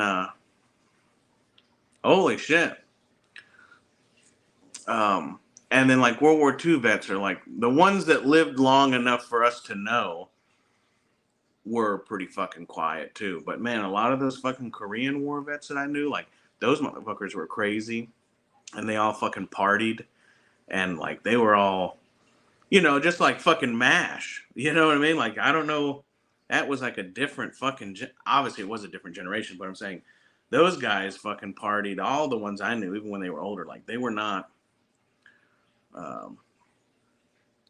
like the Nam vets or even World War II vets that I know. My one grandfather, who is a Inupiaq Eskimo, who's long been passed away now. Actually, he died in 99 also. I called him Uncle Walt, but I think, so my granddad's mom had a sister, and it was her kid, right? So it's like my granddad's first cousin, which I guess that makes like my third cousin. I'm not sure if I know how that works. But his name was Walt Manano, and he at one time was the highest ranking Alaska Native in the U.S. military. And it wasn't even that high, right? Like he was still like a master sergeant or something, right? But like at one time he was the highest ranking Alaskan Native in the U.S. Armed Forces, but he served in World War II, Korea, and Vietnam, and he's definitely the only motherfucker I ever met besides fucking Nick Fury, who who fucking was in all of them, and he was like a fucking bad boy, man. He was a fucking bad motherfucker. And then later, like he saw some combat in Nam, but it was kind of like accidental combat. But he was over there teaching the fucking whatever they were, Green Berets or the SOG guys. But he was like he was like one of those guys. But he was teaching them survival skills, like how to fucking catch animals to fucking eat and fucking make snares and fucking skin fucking snakes and fucking eat them and shit. But yeah, Walt Manano, he was pretty cool. I'm not sure if you can find him on the internet. I know years ago you could find him. And there was a cool picture of him in Vietnam, and he's this fucking old dude. And he's in the jungles in Nam, and he's got this big ass snake. There used to be a picture of him on the internet. POW, yeah, my mom's dad was a POW for a little while in what the fuck was that fucking place? It was a real bad one. Manchuria? Does that sound right? I mean, they were all bad, but this was like the one where they like put you in the fucking holes and shit. It was one of the ones they made a movie about, I guess. You don't want to be a POW anywhere, obviously, but that was in World War II, which didn't get, the Hanoi Hilton. Yeah, you don't want to be there. Yeah. Yeah, my mom's dad was a POW during World War II, and I want to say, whatever that was, Manchuria, which I don't even know what if that's a country that doesn't exist anymore. How many countries don't exist anymore, right? Like Czechoslovakia. That's the only one I can fucking think of right now. I know there's plenty. Siam is Thailand. It's got to be some more, right? That's not something that they really teach, I don't think, a whole lot in like America. They don't want to give you the idea that like a country can't be a fucking... Yeah, I bet there was. The only one I really know about is the one that my one grandfather was in.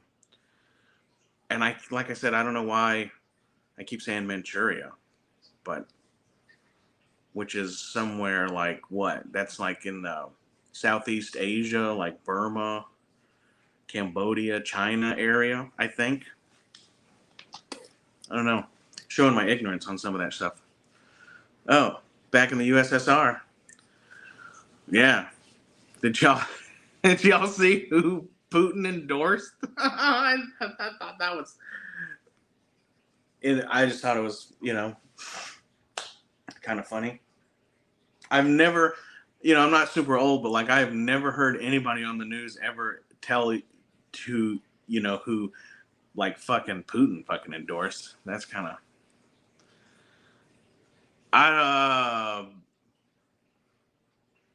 Buchenwald? Is that a German word? I have no idea how to say that.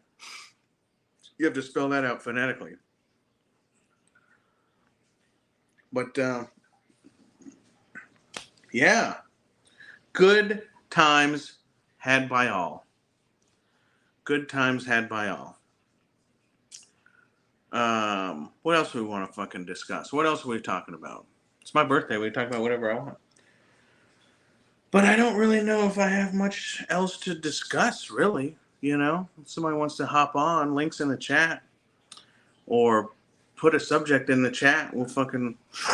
We have to do, at some point, we need to do, and I think we'll probably get Brett if he's available, because I know he's at least interested in this stuff, and like Rick probably has some stories. But we have to do a Bushman, a Bigfoot stream. We'll have to do a Bushman / Bigfoot / Abominable Snowman / Ghostman stream. Because I promised Kat and Paul's Collectibles to do like at least the information that I know about those things. And I'll give you at least a sneak peek. I've seen the motherfucker. I have seen him twice. And I have I've seen Bigfoot. We call him Bushman. And I have never seen Ghostman, which is what we call him in Alaska. Most people call him the Abominable Snowman. And as far as I know, and I'm sure northern Canada too, because it's too close to Alaska, but like Alaska is the only place where, there are stories of both of them, right? Like in Nepal, I've never heard of them talking about Bigfoot, right? But in Alaska, Bigfoot and the Abominable Snowman are two different creatures, and they fight. And I have absolutely fucking been in the woods when a Bigfoot and a Abominable Snowman has gotten into a fight, and I have seen the devastation in the woods after that fucking fight. Look at the fucking goosebumps. Woo! But yeah, fucking shit is real. I guess we could get into it, but we still need to make a informative Bushman / Ghostman video at some point, just to for the future generations of knowing. I think there is a cave somewhere that does have and I can't remember where it is, but it's not Alaska. But there is a cave drawing somewhere of two Bigfoot creatures, and I don't know how much the scientists, because for a lot of this like ancient world idea, like you can't just go to college and become a geologist, and you can't just go to college and learn how to read hieroglyphics. Like you got to get out there in the fucking villages and talk to the old people and get some old stories. But I know I've seen a cave drawing. This was like on a documentary, but they had two similar looking Bigfoot beings, but one was definitely like charcoal colored brown and the other one was painted white. And I knew immediately. I was like, oh, that's Bushman and Ghostman. But they're like they're like a yin and yang kind of a thing, but they do fight. I know you're the green man. I know you're the green man. What was that? That reminds me of that Dr. John song. Gree. The fuck? You know what the song... Rick, I know you know what song I'm talking about. Fucking... Yeah, I know you're the green man. Captain Spaulding. The green man. Yeah.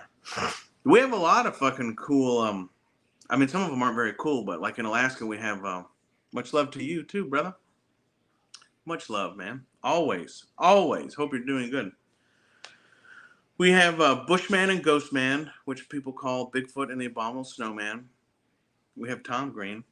We also have what they call pig people, which there's other, I don't know, pig people has really only become a term since like the late 1900s, because of course before then, like they're like nobody knew what a pig looked like, but they're they're also called like the little people, but they're like yeah, Red Green. That was a fucking great show. Has anybody in here seen Red Green besides the guy from Alaska and the people from Canada? I think I saw that motherfucker on Prime. I think you can watch the Red Green show on Amazon Prime. Um, but anyway, the pig people are the little people. They're like I guess they're like trolls, kind of, you know. But they are and they're also kind of like, what's that Pan character guy where he's got like the furry bottom and the hooves, and then the top he's like a, you know, he's got like human skin on the top, but then he's like a fucking you know, he's like a hoofed furry animal on the bottom. The pig people are kind of like that, and some of them have horns and some of them have tusks, but they've all got like weird noses, which is why they're called like pig people.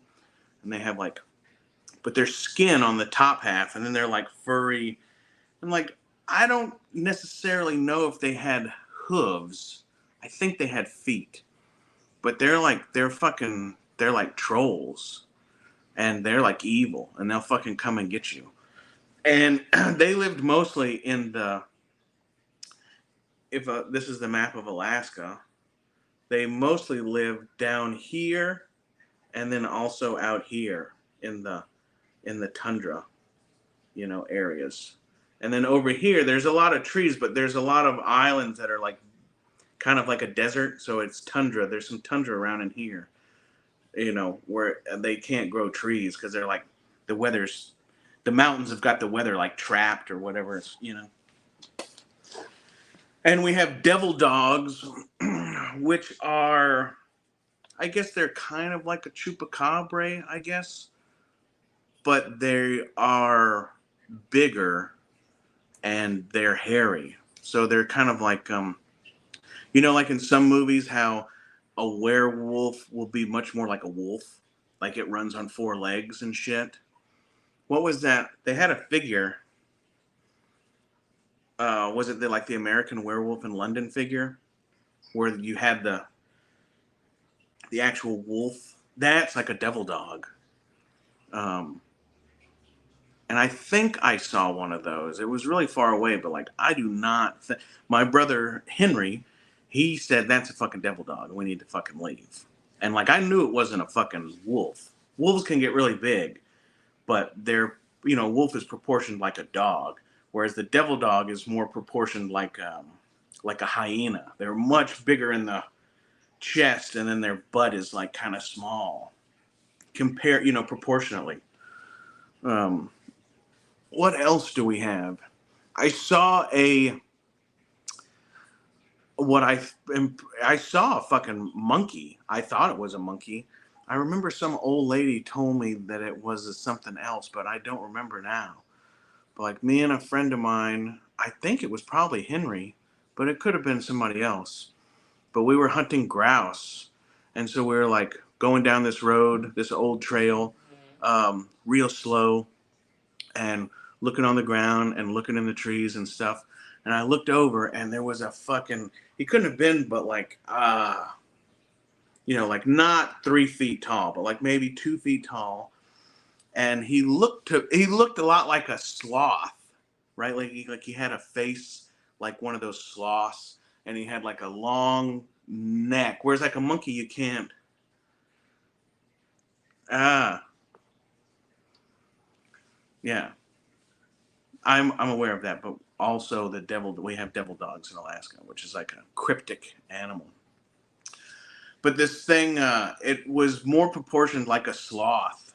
So he had, you know, and you could see his neck. It was like long, but it was real thick. you know, like went way out like this. And he was like a silver color. And we were going down, and I was looking around, and this fucker was hanging. He was like holding on to a tree. He was like holding on to a branch, and his feet were like on the trunk of the tree, and he just was fucking, he was looking at me. And like we were rolling in my fucking Suburban, so we were like, we were going down this old logging road, and we are going real slow, like first gear, 4 low. You don't even have to fucking touch the fucking pedal, and we're just moving along. And I saw that motherfucker plain as day, you know, and I fucking stopped, and I said, "What the fuck is that?" And as soon as my buddy looked, that motherfucker just took off, and he was like, he looked like a monkey, you know, and he was just fucking going through the trees like this. And I was like, what in the fuck was that? I don't know. He was too fast to be a sloth. Also,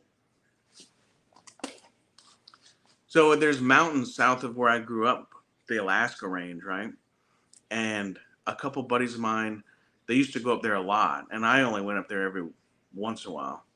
But they were like, "We seen a fucking snow leopard," and I was like, "What? No, you didn't," you know. But like, I've seen some shit, so like, I'm not one to say no, you didn't, which a lot of people are, right? Like Bigfoot, right? Me and Dylan have talked about this. If me and Dylan are standing somewhere and a person commits a crime, and we go to court, and me and Dylan say, "Oh yeah, we saw him do this," then like the motherfucker's guilty, right? You have a witness, you have a credible eyewitness, bam, guilty. There you have it. But millions of people over hundreds of thousands of years can see a Bigfoot, and it's bullshit. Like that, don't, you know, whether or not you believe or don't believe, you have to at least make that comparison, right? If me and Dylan say, "Oh yeah, we saw this motherfucker pull a gun and rob the place, and then he shot the clerk," like they're probably, that guy's going down, right? But for for hundreds of thousands of years, millions of people can say, "Oh, I saw this fucking thing," and people are like, "Nah, that's bullshit." Like that don't fucking track, right? That don't fucking track. Don't fucking track. That dog don't fucking hunt, boy. You know what I'm saying? It don't make sense. But so these guys saw a snow leopard, and it was like in a local newspaper, and all the locals, like at all the bars, were talking about it. Yeah, yeah. The dire wolf, it's still proportioned like a regular wolf, but yeah, that's what people compare the devil dogs to. But they're not proportioned the same, right? Like a dire wolf, even like and I'm not talking about like the Game of Thrones dire wolf, because there was like an actual, it's like the cave bear, right? But the devil dogs are much more proportioned like a hyena. They have huge fucking chests compared to their ass, you know, whereas like a wolf, even like the dire wolves and stuff, they're more proportioned like what we know as a wolf to fucking look like. Unlike the cave bear or the long-faced bear, right? Like the long-faced bear, and there was a short-faced bear too. But like they were not quite proportioned to what we know as bears today, right? Like they're not proportioned the same. Um,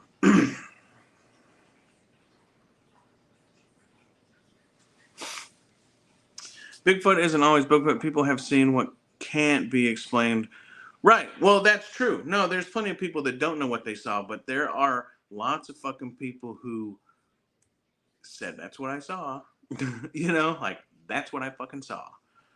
And like cave drawings and fucking oral traditions through different indigenous cultures, like, you know, it's like the fucking Great Flood, man. Every culture has always fucking said, you know, well, you know, about 10,000 years ago, there was a fucking giant flood that fucked everything up. And I think mostly, right, at least in Western culture, that flood is also in the Bible. And there's like a big push for everything in that to be completely false. So that kind of like spearheaded the idea oh, that never happened. But, you know, people like Graham Hancock and Randall Carlson and Bryn Forrester, um, and that other guy who did the rainfall erosion on the Sphinx, like they fucking proved, right? Like fucking there was a fucking great flood, right? And it wasn't. It's like the Grand Canyon. They all told us like, oh, the Grand Canyon was eroded over time, and like, no, probably not. Like now, science really shows that looked like that was all done in a very short amount of time by a massive fucking amount of water. You do see what you're shown, but again, there are plenty of oral traditions and plenty of cave drawings from different parts of the world that show the same thing, right? And like we know that nobody was talking to each other, like that probably was not happening. Also, like the red-haired giants, right? We're gonna read Left Coast's comment here in a second, but I want to finish this thought. The red-haired giants from southern, I know firsthand from at least the southern part of Canada all the way to at least Texas, and now we know through Bryn Forrester, Peru, Pacquiao, Peru, and lots of places in South America, like the red-haired giants have been discussed for a long time, and none of those people were necessarily talking to each other, but they all have fucking stories of, hey, like, and a lot of them correlate with post-flood. The Mandan village, the Mandan culture, which is now kind of like centered in the Dakota area, right? Before the flood happened, their story is before the flood happened, a red-haired giant came to them and said, hey, there's going to be a big fucking flood. We need to move everybody to the top of this mountain, and we're going to build a giant fucking wall, right? And in all the Mandan towns and villages and parts of the reservation, they all have a, like what you would call it's like a, it's not a statue, a memoriam, and some of them call him Stickman, but he was a red-haired giant, and they all have like a painted red stick put in the ground and then a wall of sticks around it, and they'll all tell you before the flood happened, this red-haired giant came and told us, there's going to be a fucking flood. We need to move over here, and we're going to fucking build a giant fucking wall. And that's why they didn't, and the ones who listened and went with them, that's why they're here today. And then like Bryn Forrester, he's discovering these mummified remains of bigger than average, Pacquiao Peruvian indigenous peoples with red hair. And they've also proven, because a long time ago, they used to find mummies and different people that had red hair. Well, they told us as kids, well, the hair changes colors over the years of being mummified. And I think this was also spearheaded by Bryn Forrester because this is not his expertise, right? But he works with these other people, but they've proven now that like that's actually not the case. That's not the case. And I can't remember like the ins and outs, but the melanin in your hair, if it's a certain color, it does not change. It will get more red. So all these like red-haired mummies had red hair when they fucking died, right? So there's a lot of shit that's fucking coming out that's, everybody wants to trust the science or whatever, but, all you have to do is look at scientists even 50 years ago, where they were just fucking wrong, right? And there's this thing now called modernism, and we're all fucking, inundated with this prejudice called modernism. And what modernism means is that the idea is that everything modern is the best. Everything that's modern is better than it used to be. And, science and astrology and even mathematics and shit like that, like that's all proven not to be the case, because in the past, which at that time was modern, everybody thought that was right, and it's been proven wrong. And then there are things that we thought we knew that have now been proven wrong. So, an open mind is always, for us as a species to think that we fucking have figured it all out is like the most ignorant fucking concept ever. Let me read, Rick. Someone invented a device, something that can take a sample of water from a lake, a watering hole, test it, and get DNA results from anything that has used it. So if Sasquatch is real, we would know. Well, first you would have to have a controlled DNA to, if you didn't have DNA that you knew was Sasquatch, then how would you confirm? It would just be unknown DNA, right? It's like a fingerprint. Like we've all, not everybody, but like a lot, dude. I remember as a kid, like they would take local kids to field trips to the fucking prison, or and they'd be like, hey, who wants to get their fingerprints taken? But like if they don't have your fingerprint, then they don't have it in the database, then they don't fucking know who you are, right? So you'd have to have like a controlled DNA that you knew was Sasquatch. Nephilim, that there's definitely could be a correlation between the red-haired giants and what are known as Nephilims. Most of the red-haired giants that have been, like the remains that have been discovered and the stories, they don't necessarily correlate with the same size as what we know as Nephilims, right? Like these red-haired giants are much bigger than average people, especially at that time, but even now. But they're not quite as big as what would be explained as a Nephilim, But that could just be, like a breeding thing, right? They said they would be able to isolate different species, known or not. Okay. Strange. The only thing I would ask is how could you isolate it if it's not known?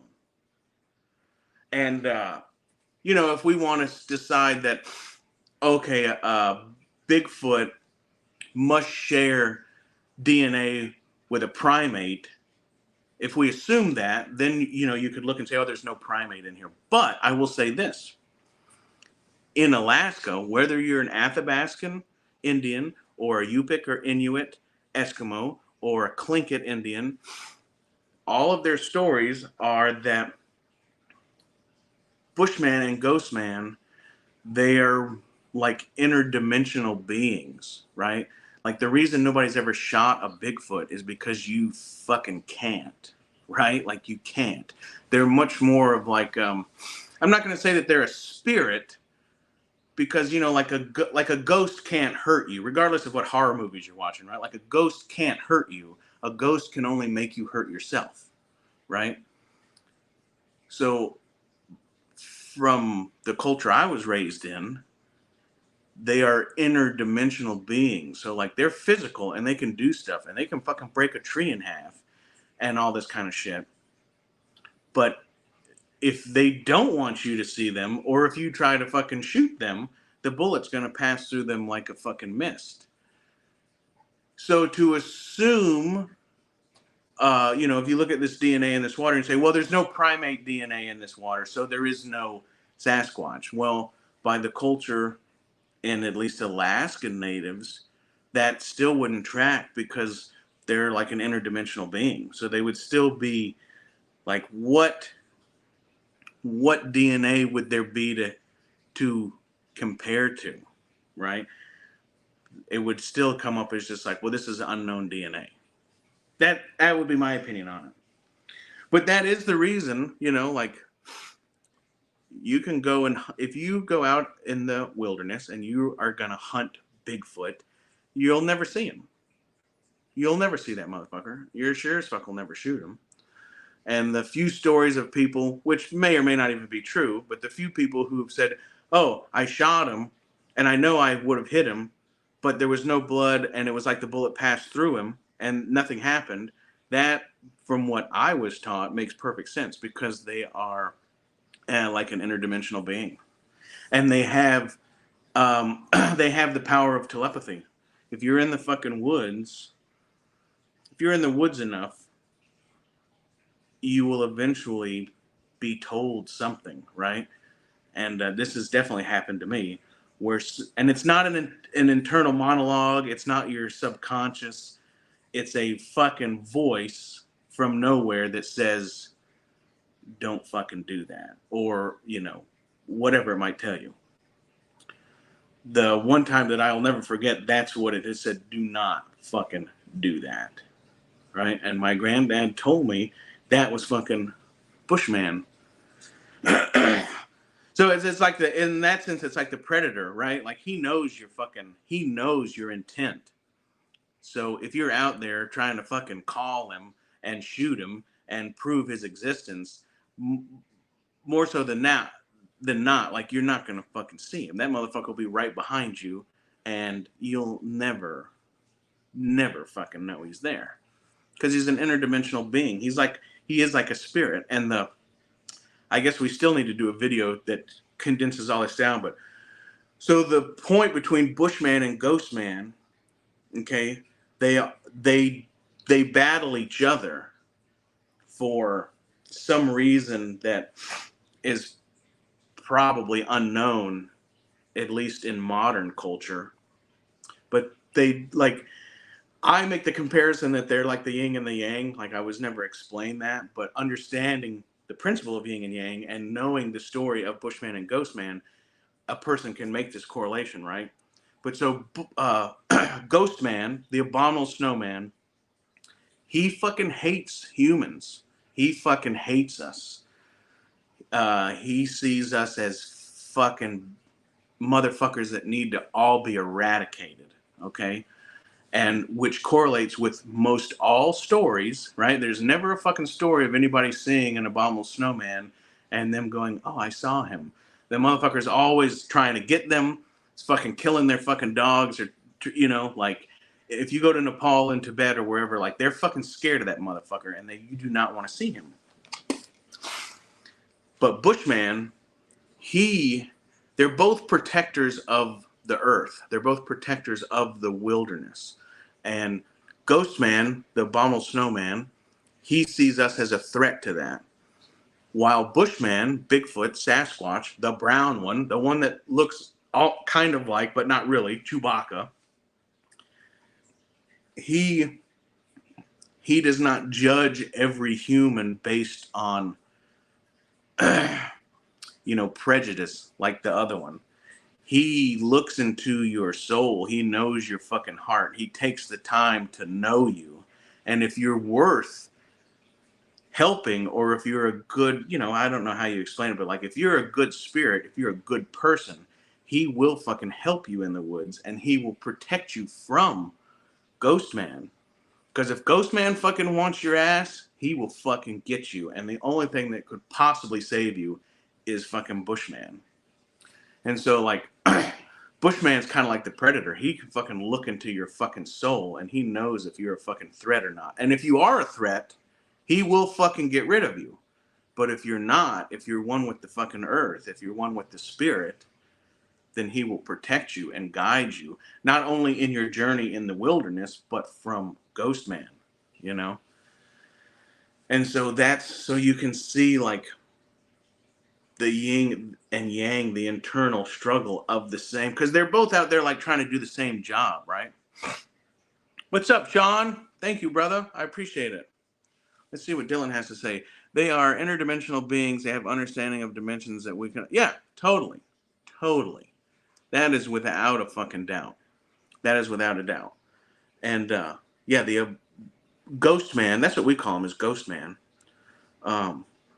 He does not care to fucking know if you're a good person or not. That motherfucker's after your ass. And the one time I was with my dad and my grandfather, and we heard this amazing battle off in the woods from where we were. And my granddad immediately, he said, that's Bushman and Ghostman. And they're fighting. And it went on forever. And it was like the most horrific. You could hear fucking trees breaking and snarling and fucking wailing roars. And it was a fucking, you could feel the fucking ground fucking tremble, you know? And a couple days later, my dad, because like my dad is like, he's into that stuff, but I think that he always had like he always wanted to know firsthand or whatever, right? And so me and him, we went that direction. We went that way where we heard it. And we found this area. And it had fucking, you know, like we've seen where moose have fought and even bears attacking moose and bears fighting bears. And, you know, even as a kid, like this place looked like a fucking bomb went off, dude. The earth was turned up and fucking big trees were fucking broken and shit. And we found hair. And I wish we would have taken it. And I vaguely remember my dad fucking saying, don't fucking touch that. Because I want to, like, you know, take it to the university and have it fucking checked on or whatever. And I remember the devastation was not just like on the ground, right? But it was way up. Like these creatures were fucking huge and they could reach much higher than the biggest fucking tallest bear you've ever fucking seen. And there was fucking shit broken and fucking hair and shit scattered. There was no blood that we found. There was nothing like that, but there was fucking hair.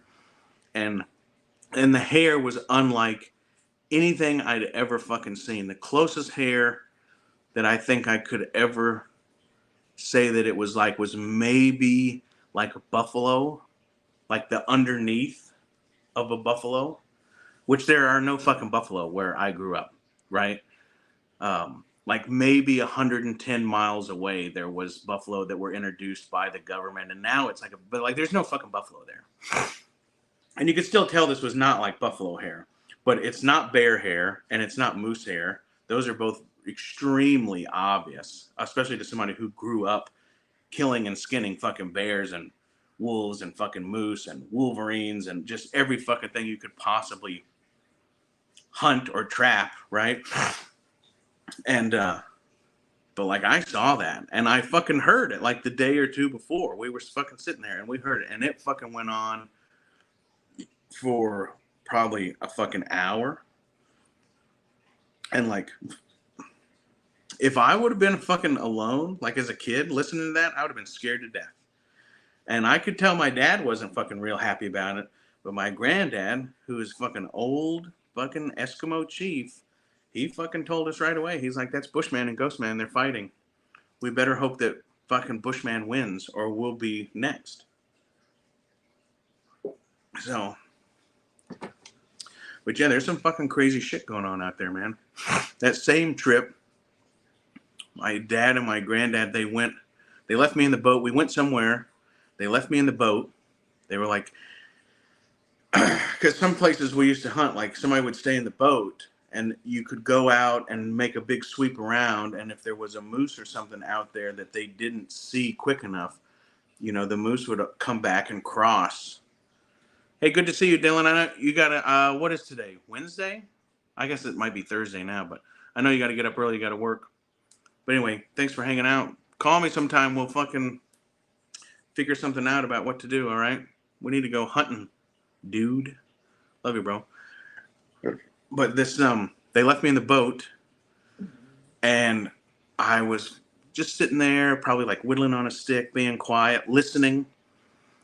And for no reason, I look up, and I see this fucking giant owl, huge great horned owl, and this is in the daylight, and this huge hawk. Now, I knew it was a hawk. It was not an eagle. And they flew toward each other. And right before they hit each other, they fucking put their legs up and they fucking grabbed each other. and they fucking tumbled all the way down. I'm like, I'll never fucking forget that. But it was a super like spiritual thing, you know, and I am not really sure what it fucking meant. But that was like that same fucking trip. We used to see some crazy shit, man. We used to in Alaska at night. You can see satellites a lot, right? And like you'd see shooting stars, which have tails, and like they usually kind of like burn out. There's a part that's still in your visibility where it goes away, and then you'd see satellites, which were always like slower. They, you know, like a shooting star might be fucking right, but you'd see satellites, and they would just kind of move across, and they would move across like the whole sky, and you know, then you couldn't see them anymore, right? But then we would see these fucking lights. They'd be moving, and they'd stop, and then they'd go up, and they'd go down, you know? And you go, what in the fuck is that, right? And then one time we saw, like, I think it was 3 of them, and one of them was distinctly blue color, right? The other 2 were just like, you know, whatever, white, whatever you want to call them, right? Like a star or a satellite. They're like white colored. And there was 3 of them. They were moving together, and they stopped. And then one of them went up and down like this. And then one of them, I think, and it was the blue one, I think. And then one of them like went around and did like a circle around. And they all got back together. And then they went, what is it? Why is there balloons? How crazy is that? What is that all about? But then they all just took off. Right? So they're coming across the sky at a certain clip, and they stopped. And then one moved, and the other one moved, and they all went back in the same, and then they fucking disappeared. Like, you know? And it's like, I remember asking my dad, I said, what the fuck was that? And he's like, well, that's a fucking UFO. Like, what the fuck?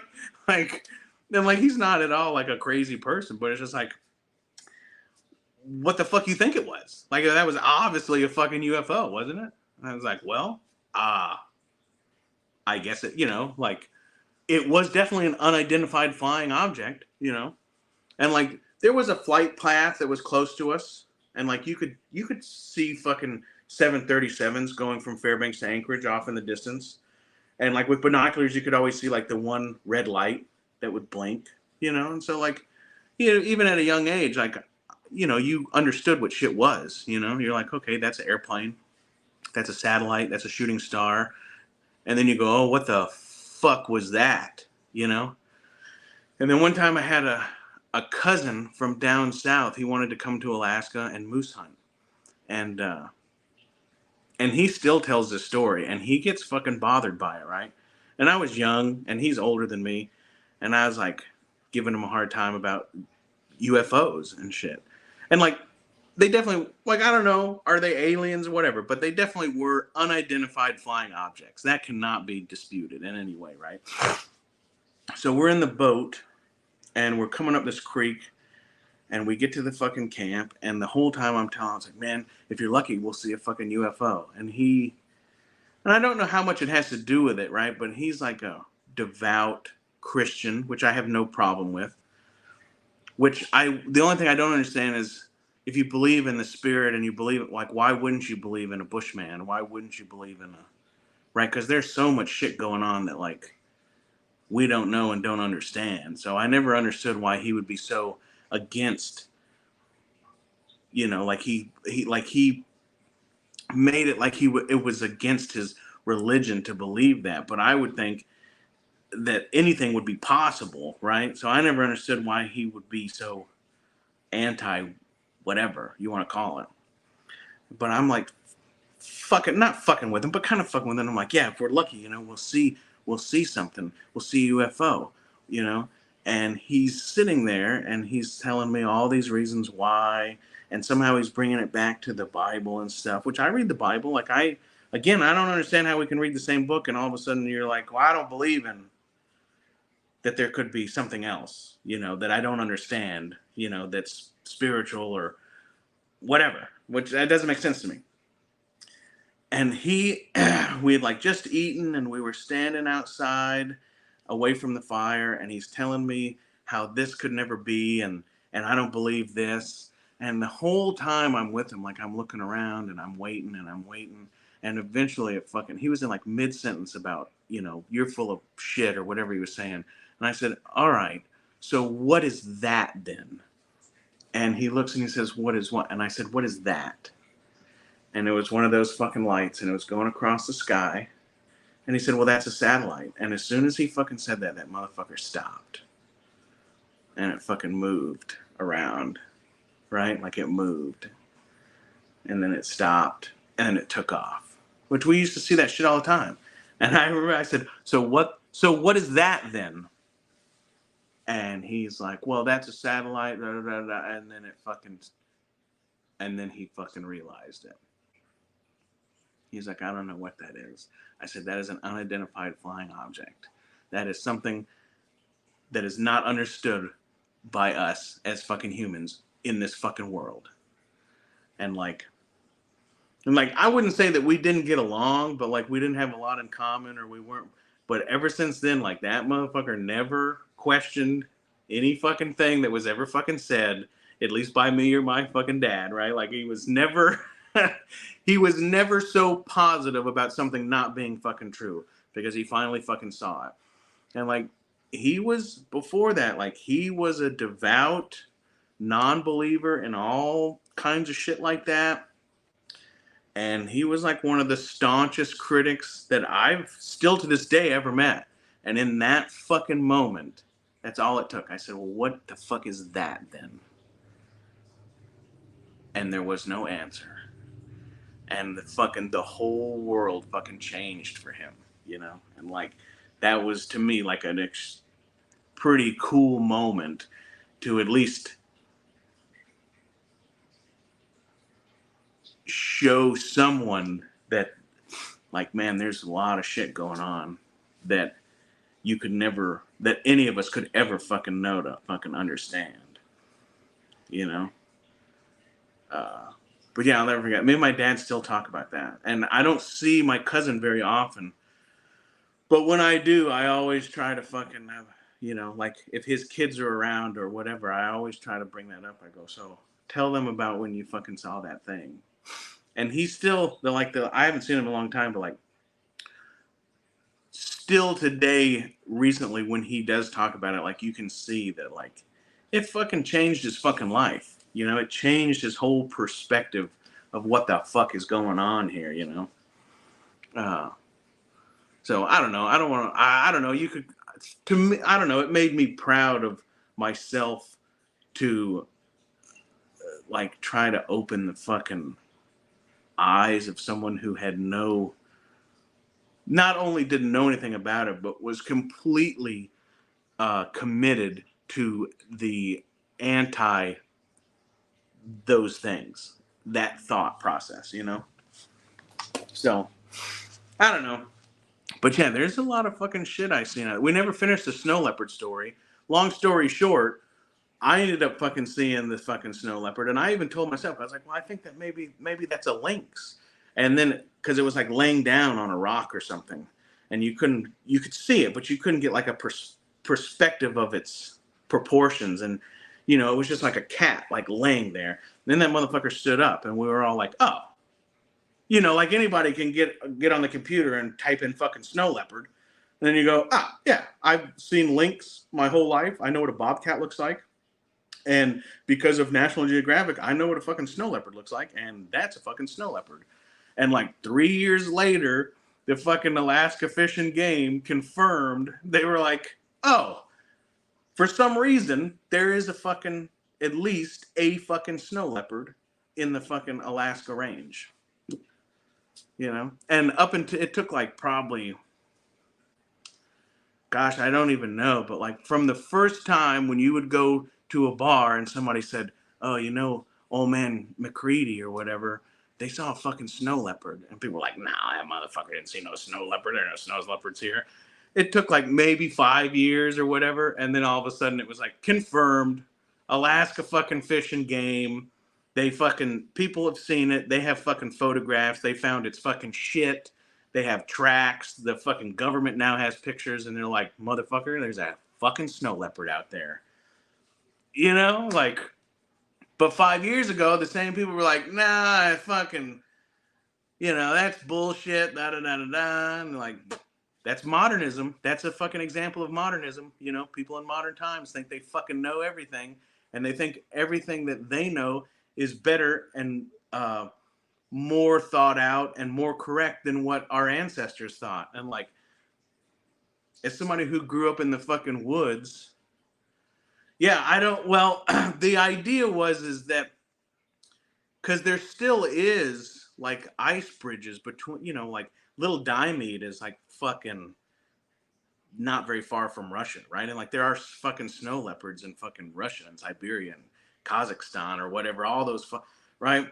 And every few years, if there's if it's cold enough, you can still get ice bridges from the mainland of Russia to the fucking mainland of Alaska. So there's really no reason why the motherfucker couldn't have just fucking... Yeah, the Bering Strait, yeah. There's Little Diomede Island, and then there's another one, I can't fucking ever remember the name of it, that's out from that. And that fucking island is like fucking, whatever it is, it's like fucking 7 miles from Russia. Like you can fucking see it out there, Yeah, and the water's not that deep. I mean, the water's like 300 feet to more shallow than that, right? Because they know now, going back to the last ice age and shit, right? Like they told us as kids there was an ice bridge, but we actually know now that it was a land bridge, right? Because during the last flood, the last ice age, the Younger Dryas, the sea levels raised 300 feet. Well, if you take away 300 feet of sea level from most of the Bering Strait, it's fucking land, right? So all those fucking woolly mammoths and all, it was land. And they also know now, which I always knew this as a kid, at least Alaskans and especially like geologists and archaeologists, if this is Alaska, right, there was a place in the last ice age from here all the way across down into Canada, there was no ice. The ice stopped. There was one corridor and it went across to fucking Russia. And there was a corridor where there was no fucking ice. And in the Tanana Valley, where I grew up, which is also where like Denali National Park is, the tallest mountain in North America, used to be called McKinley, now it's called Denali. They have they have 2 species of marmots, and they have like fucking half a dozen plant species that don't exist anywhere else in the world. And it's because, and they've been there since the Ice Age, and the reason that they were there before, and a lot of those plant species are ferns, and that's one of the confirmations of why they know there was no fucking ice there. There was no ice there. The ice wall that extended into North America down to the south of Canada, that stopped right in the Tanana Valley where I grew up. And then there was another ice cap up here that encompassed the top of the fucking world. And it's like we kind of all knew that, right? But it's only been in recent, like in the last 10 years, has worldwide studies, has everybody agreed, oh, okay, did you know that? And we're sitting there going, yeah, we fucking knew that. When I was a kid, so my good buddy Tony Jensen, who's a Vietnam vet, he's an Athabascan Indian, okay? Because in Alaska we have, and Eskimo and Indian is not a fucking derogatory term in Alaska. When I was a kid, my grandfather and all of his relatives and all the indigenous people, they didn't like being called native because it clumped them together, and they would say, no, I am Yupik Eskimo, I am Inuit Eskimo. They'd say, I am Athabascan Indian. They did not like being called native because it clumped them all as one group or culture. That's how they fucking thought about it. And they said, no. We are not that, But so my good buddy Tony Jensen, who's Athabascan, he before he went to Nam, he went to basic training somewhere in the southeast, and he went to a powwow, right? In Alaska, we have potlatch. In the lower 48, they have powwows, right? And he was listening to them singing, and he recorded it. He had a tape recorder, and he recorded, and I can't remember what they were. They were like Navajos, or I want to say it was like in the Arizona, New Mexico area. So they may not have been Navajos. I really don't remember, but he recorded them, and he recorded them because he thought he recognized a lot of the language, right? A lot of Alaskan indigenous people lost most of their fucking language. They lost a lot of it between boarding schools and mass die-offs, and a lot of it was lost. But so he recorded these powwows, and he sent them back to Alaska, and a lot of the old people who knew more of the language than he did, they understood the language. They understood. They said, "Oh, we understand that."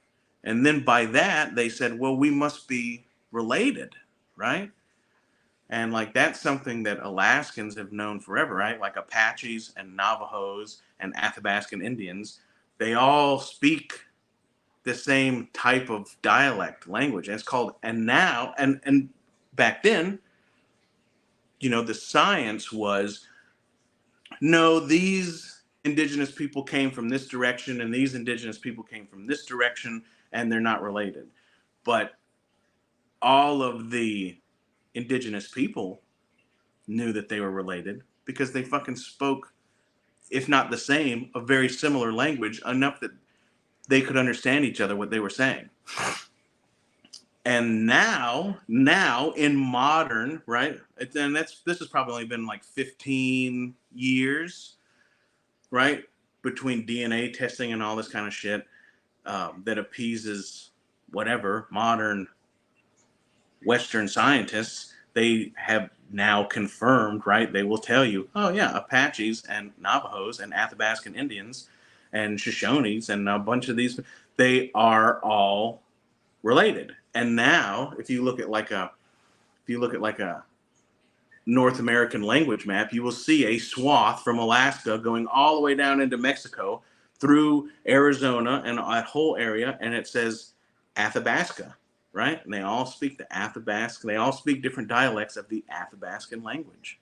And again, that was fucking something I knew in fucking 1989 as a kid. I knew that, right? I knew that. But the scientists, the textbooks, they denied that. They said, nah, that's not true. So I'm just saying there's plenty of fucking things in my own short life that have been proven to me that there's a lot of dots connecting and shit that people don't, the powers that be, for whatever reason, deny, I see we're losing people. We're down to 5. I'm sorry if I'm not entertaining. But whatever, it's my birthday. I'll talk about what I want to. Unless somebody in the chat wants to fucking put a topic. I'm pointing over here. I don't know why. I think the link is also in the top of the chat. Rick or anybody. I might not be on for too much longer because I got to get up early in the morning. But another correlation that not a lot of I haven't kept up with this in mainstream science and stuff, but astrology, right? Every culture in the fucking world has always recognized the Big Dipper as the same thing, right? They may not call it a dipper, but it's a fucking bowl with a fucking handle on it, right? And Orion, the hunter, even in North American indigenous cultures, he has a different name, but he's a fucking hunter, right? So thousands of years ago in fucking Greece, a motherfucker looks up in the sky and he says, oh, that's Orion, the hunter. And then in fucking Alaska or fucking even in South America, they look up and they go, oh, that is so-and-so, the hunter. Right? And none of these people are fucking talking to each other. They're not calling each other. They're not smoke signaling from fucking Greece to fucking North America, right? None of that's going on. but everyone fucking knows, oh, now not all of them are the same, but there is a shit ton. The Dipper, the Hunter, I think the Ursus Minor and Ursus Major. So Ursus Minor is like a Wolverine in a lot of Northern American cultures. He's also like a badger, right? Um, but like those are not necessarily animals that were in Greece. So he's just a small bear. But like if you look at the cave drawings or any fucking thing, they have the same stars and they connect the fucking dots and like, oh, look, it's obviously a fucking animal.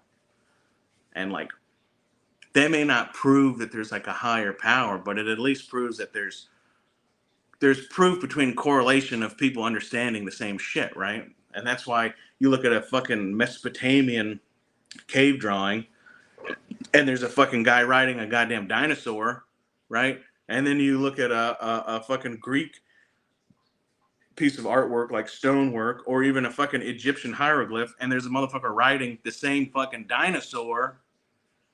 You go, well, what the fuck does that mean? Does it mean that there were fucking dinosaurs? I don't know. But it means that there was fucking something. Right? I'm glad, Sean. I'm glad you're enjoying story time. I appreciate it.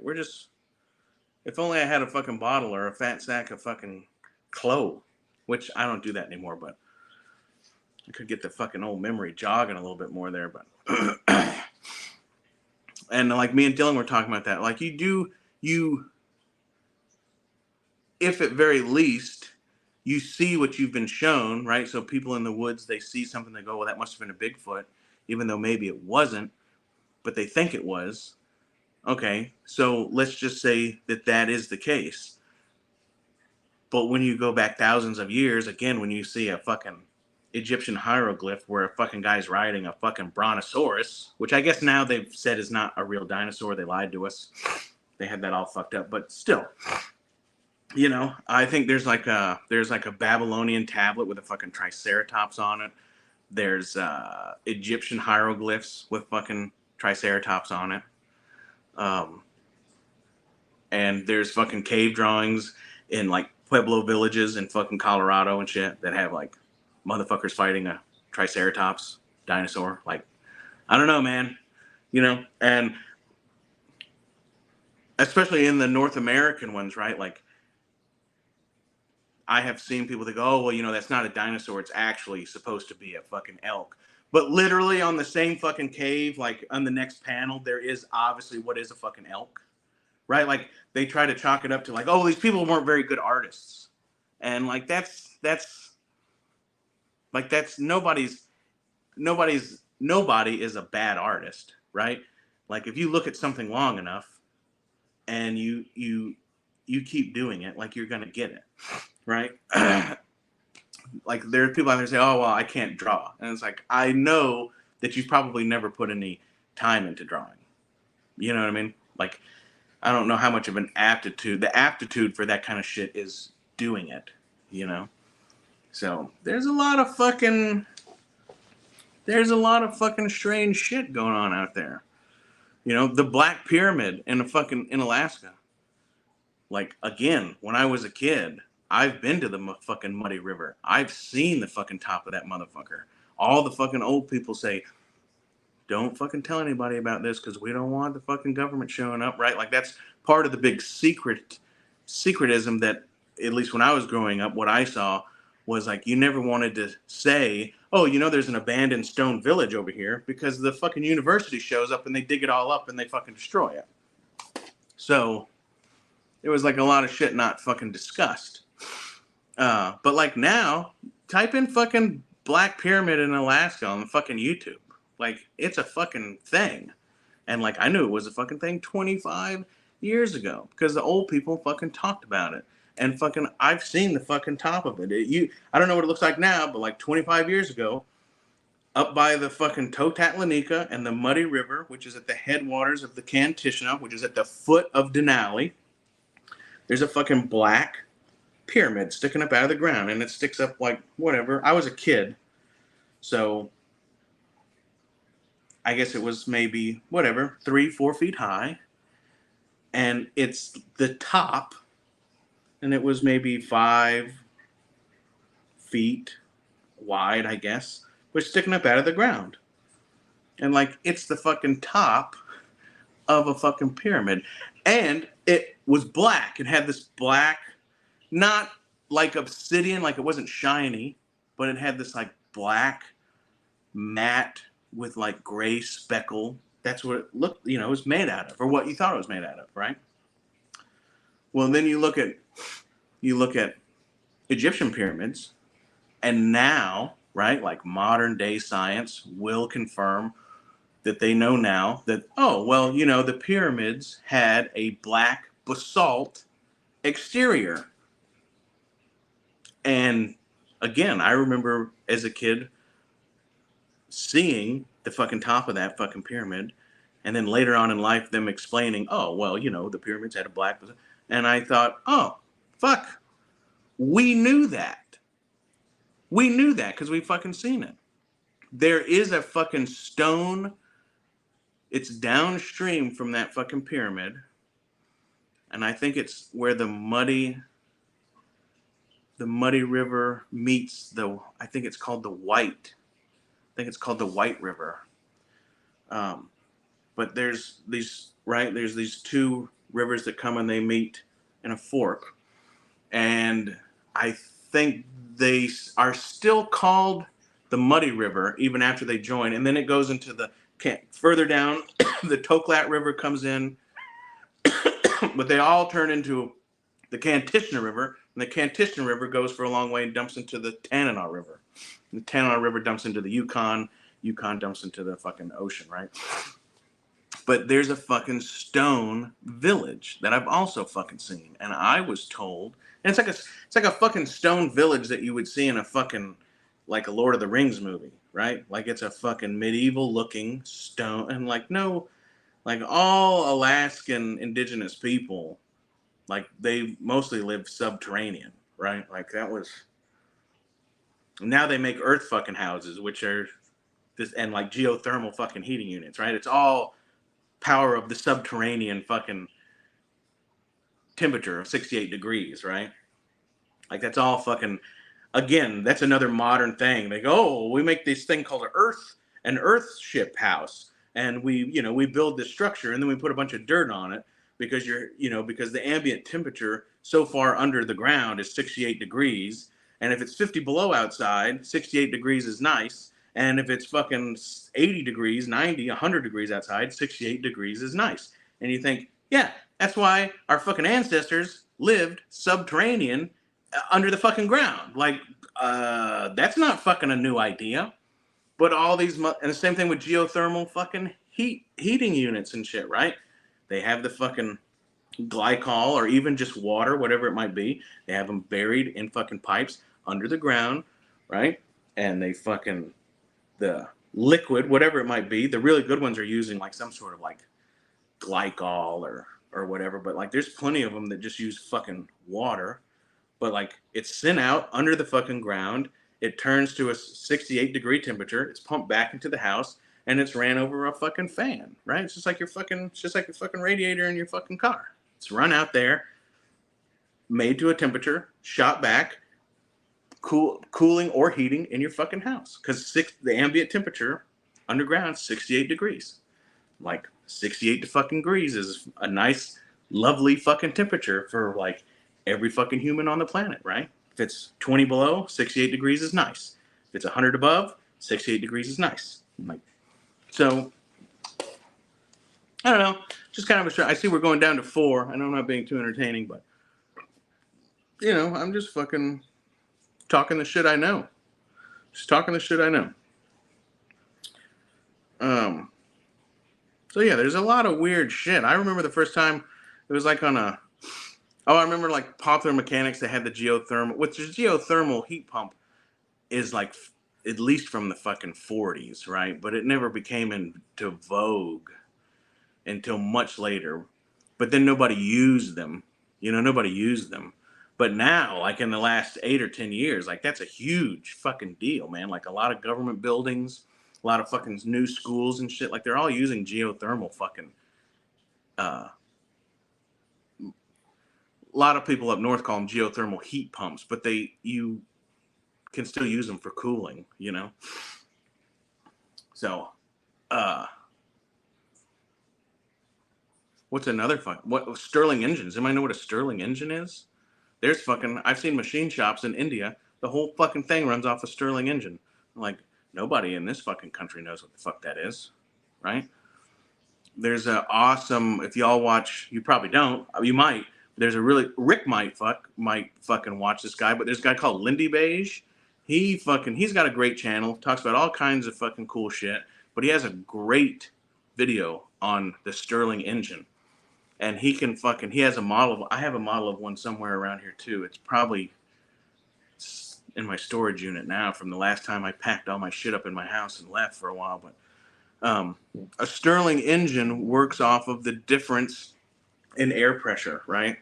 So there's two, preferably steel plates, okay, and they are put together with a like they're sealed together with, like, I don't know what they used in the olden times, but they probably would use like copper on something that transferred heat and cold real easily, right? So like the new ones, the models, they're like aluminum, and then they have like thick plexiglass or plastic. So it's like a tube with two metal sides, and then it has a diaphragm in the middle, which like a lot of these models are just using like really thick, like whatever, like a latex balloon type thing or whatever. The machine shops in India, they're using like rawhide. Like some of them are like wooden discs covered in rawhide. But you superheat one side and you cool the other side, and the pressure fights back and forth. It fights this diaphragm. I'm not explaining it correct. I'm not explaining it the best. This is why you should go watch the Lindy Beige fucking video. But the difference in temperature will create pressure, right? And it makes this diaphragm move, and you can hook a fucking flywheel to it, and you can fucking power whatever the fuck you want. And all you need is a way to heat and cool. There's some cool videos on YouTube. If you put Stirling Engine Boat Club England, there's a bunch of old guys who build Stirling engine boats, and they're like small 10-foot boats, right? And a lot of them do use propane, but you can use wood. In India, they just use the heat from the fucking sun, right? They dig a hole, they put the cold part down in the hole, and they have the hot side in fucking the direct sun. And if it does ever get too cool, they build a fucking wooden fire on top of it, right? But there are guys in England who have these boats that fucking run off Stirling engines, and like they're fucking, they have a lot of guys will have a plate like integrally built into the bottom of their boat, right? And then they have a propane burner on the top. So the cool water is cooling the bottom, and then they're heating the top, and it's making this fucking diaphragm go back and forth, turns the fucking flywheel, right? A lot of them are not necessarily direct drive off of that flywheel. They'll have a fucking belt, right, that goes back to their fucking propeller. I'm like, dude, they've been doing that for, I think the Stirling engine was fucking invented in like 1870 something. I don't know, man. And only recently has it become a rediscovered idea. And there's not I don't think in Western society anybody's really doing anything with it. But I've seen machine shops, like I said, fucking metal machine shops in India who are powering a shaft on the ceiling, and all their lathes and all their mills and shit are run by belts off of the fucking ceiling, turned by the fucking Stirling engine. Which that's the same, everything from the machine to the belt to the shaft on the ceiling, in Western society, that was all usually run by water mills, Same thing with fucking like logging saws and shit, right? The water wheel would fucking turn, and then it would gear to their fucking bandsaw or their circular saw. But like, man, there's a lot of fucking technology and shit. Again, you know, modernism dictates that everything we do now is better than fucking back then. And there's too many fucking instances that may not be proven in society, but like I know they're fucking proven in my own short life of fucking seeing it and knowing like, well, this is not as good, right? This is fucking not as good. So I don't know. I think I'm just rambling now. But what do we want to do? Should we recap the few things that we went through on the stream?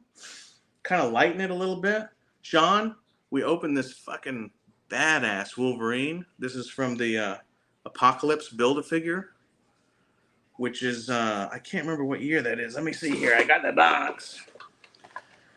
I found this guy for like $40. I searched for a long time too because this prick goes for like, man, this guy's going for like $60 everywhere, and a lot of people are like, why would you open that? I'm like, because I want the figure. I don't care about the box.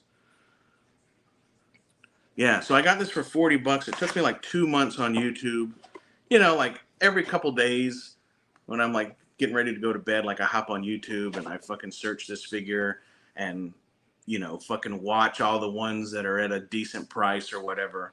And I finally found one for like $40.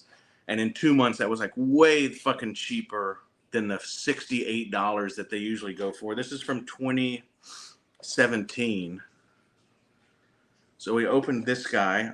I've gotten this guy for a display, a specific display from the Scorpio Rising graphic novel, which features Wolverine and the real Nick Fury. We've been doing I've been doing displays of comic book. This is the Scorpio Connection, which I think is this is before. We did this display, which you can see on our short videos, right? So there was Scorpio Connection 89, and then I think Scorpio Rising is from, for some reason I want to say 94, but it might not be. It might be 90. It's somewhere between 90 and 94. But so if you've ever seen the cover of that, it's this Wolverine, whereas in 89, Wolverine is orange suit. And then by whatever 90 something, he goes back to basically the original tiger stripe, but he has these long ears. So we open that. Man, Nick, like, dude, I said this earlier, but like, Deadpool Wolverine, yeah, it was cool. I didn't dislike it. I think some of the cameos could have been longer. I would have liked to seen orange suit Wolverine. You know, it was cool. Don't get me wrong. But motherfuckers, the goddamn Nick Fury fucking Wolverine, real Nick Fury, not Nick Fury Jr., Samuel L. Jackson bullshit. Real Nick Fury. Who would play Nick Fury? I'm not sure. I think that they did the orange suit. Yeah, I would have liked to seen all those cameos, and they did do the orange suit when he fought Wolverine. But I would have liked those cameos to be a little bit longer. You know, they were too quick. I would have liked to seen them. Yeah, they were too short. They were too short. You know, I would have liked those to be a little bit more. You know what I mean? Because I don't know about the rest of y'all, but that was like one of the main reasons to fucking see that movie, I thought. Like, they really played them up. They really played up the cameos in the trailers, right? And, man, you know, trailers today, there's so many they're not even films. There's so many movies today that you watch the trailer and you go, oh, yeah, that's going to be really cool. Yeah, Patch was fucking super cool. There's a whole line of Nick Fury Patch comics. And I think they were in the Patch series, but for some reason, I think there is a couple like Nick Fury Agent of S.H.I.E.L.D. comics where Patch is in it. Right? So I think that duo was in both, I think. Don't quote me on that. I started reading the new Dick Tracy. I've only found 2 5 and 4. So I'm still looking for 1 and 3. But I don't know. I love the Phantom and Dick Tracy and fucking John Carter from Mars and Doc Savage and John Wayne. Like, dude, I'm all into the fucking older shit. So, Motu Jones, or he was like the only other guy on YouTube that I know that's like big into the old. This is not old Dick Tracy. This is '90s Warren Beatty Dick Tracy. But like I still watch the fucking 1930s serials. You can find them on Prime. But these are cheap, fun to read, fucking cool Dick Tracy stuff. This is all post World War II, which is like slightly off from the original, right? Because the original Dick Tracy is like from pre-war, but in this one it's post World War II. And like so he has flashbacks to the fucking war and shit, which is cool. I'm doing some Nick Fury Sergeant Nick Fury and the Howling Commando customs. Yeah, dude, that was I mean, I guess it's only called the Golden Age because of the time frame, but it really was the Golden Age, man. Doc Savage is one of my fucking dude. Doc Savage is one of the coolest motherfuckers of all time, and like Superman. Superman is like a direct fucking ripoff of Doc Savage, right? Yeah, Flash Gordon. Yeah. I like the Phantom serial. You can get these on Prime. I love the Phantom serials, and I like. Oh, thumbs up. And the Dick Tracy, Flash Gordon. It's super hard to find. Do you remember Captain Midnight? That guy was fucking pretty cool, and he's kind of hard to find. And I think Ovaltine still owns Captain Midnight. Yeah, the Shadow. He knows. I picked this up, and I don't remember this. This is issue 86, 1994, October. But I will now be making two custom figures for a display to recreate this. Check out my short video of that. My two recent Nick Fury Wolverine, and I don't think I even remember or know who this guy is, but being raised by my Inupiat Eskimo grandfather and his Athabascan Indian grandmother, and growing up in the fucking wilderness and the village, like big fan of anything indigenous like that. And like that's one of the reasons why Wolverine was always my favorite. Because you remember that one, the original X-Men 90s animated where he's like fighting Sabretooth. Yeah, I thought it was probably Shaman because it looked like him, and he was in the I don't think they called him that, but there was a guy in the new X-Men 97 who is Storm's boyfriend. I don't know if you saw that, but that was definitely Shaman, but I don't think they called him that. And then in the original X-Men cartoon of the 90s, there was the guy who was always working the time machine for Bishop. Yeah, Forge, was that his name in the new one? Yeah, but that was Shaman, right? Then there was the guy who was always running the time machine for Bishop, who Bishop would come back and he's like, I fixed it. And he's like, I don't even know who the fuck you are. And that was totally the same. It was yeah. Oh, okay. But so were they two different people at the same time, or did one kind of evolve into the other one? I don't know. It's been so long since I was but the point is that I was flipping through. There was this comic shop. They said that little section said Wolverine 1989 to 1994, and I looked at every one of them, and this one went, "Take me home, for fucking $2." Hell yeah, I'm gonna get the plywood and the fucking boards and the fucking paint and make the display like my other ones, and then fucking get customized. I'm not sure where I'm gonna get a friend. I'll have to make it, or maybe I can find something to make that guy. There's the new X-Men. I guess they call it X-Men 97, which is whatever. Yeah, Alpha Flight. Yeah, I remember that. And North Star and Sasquatch and those guys.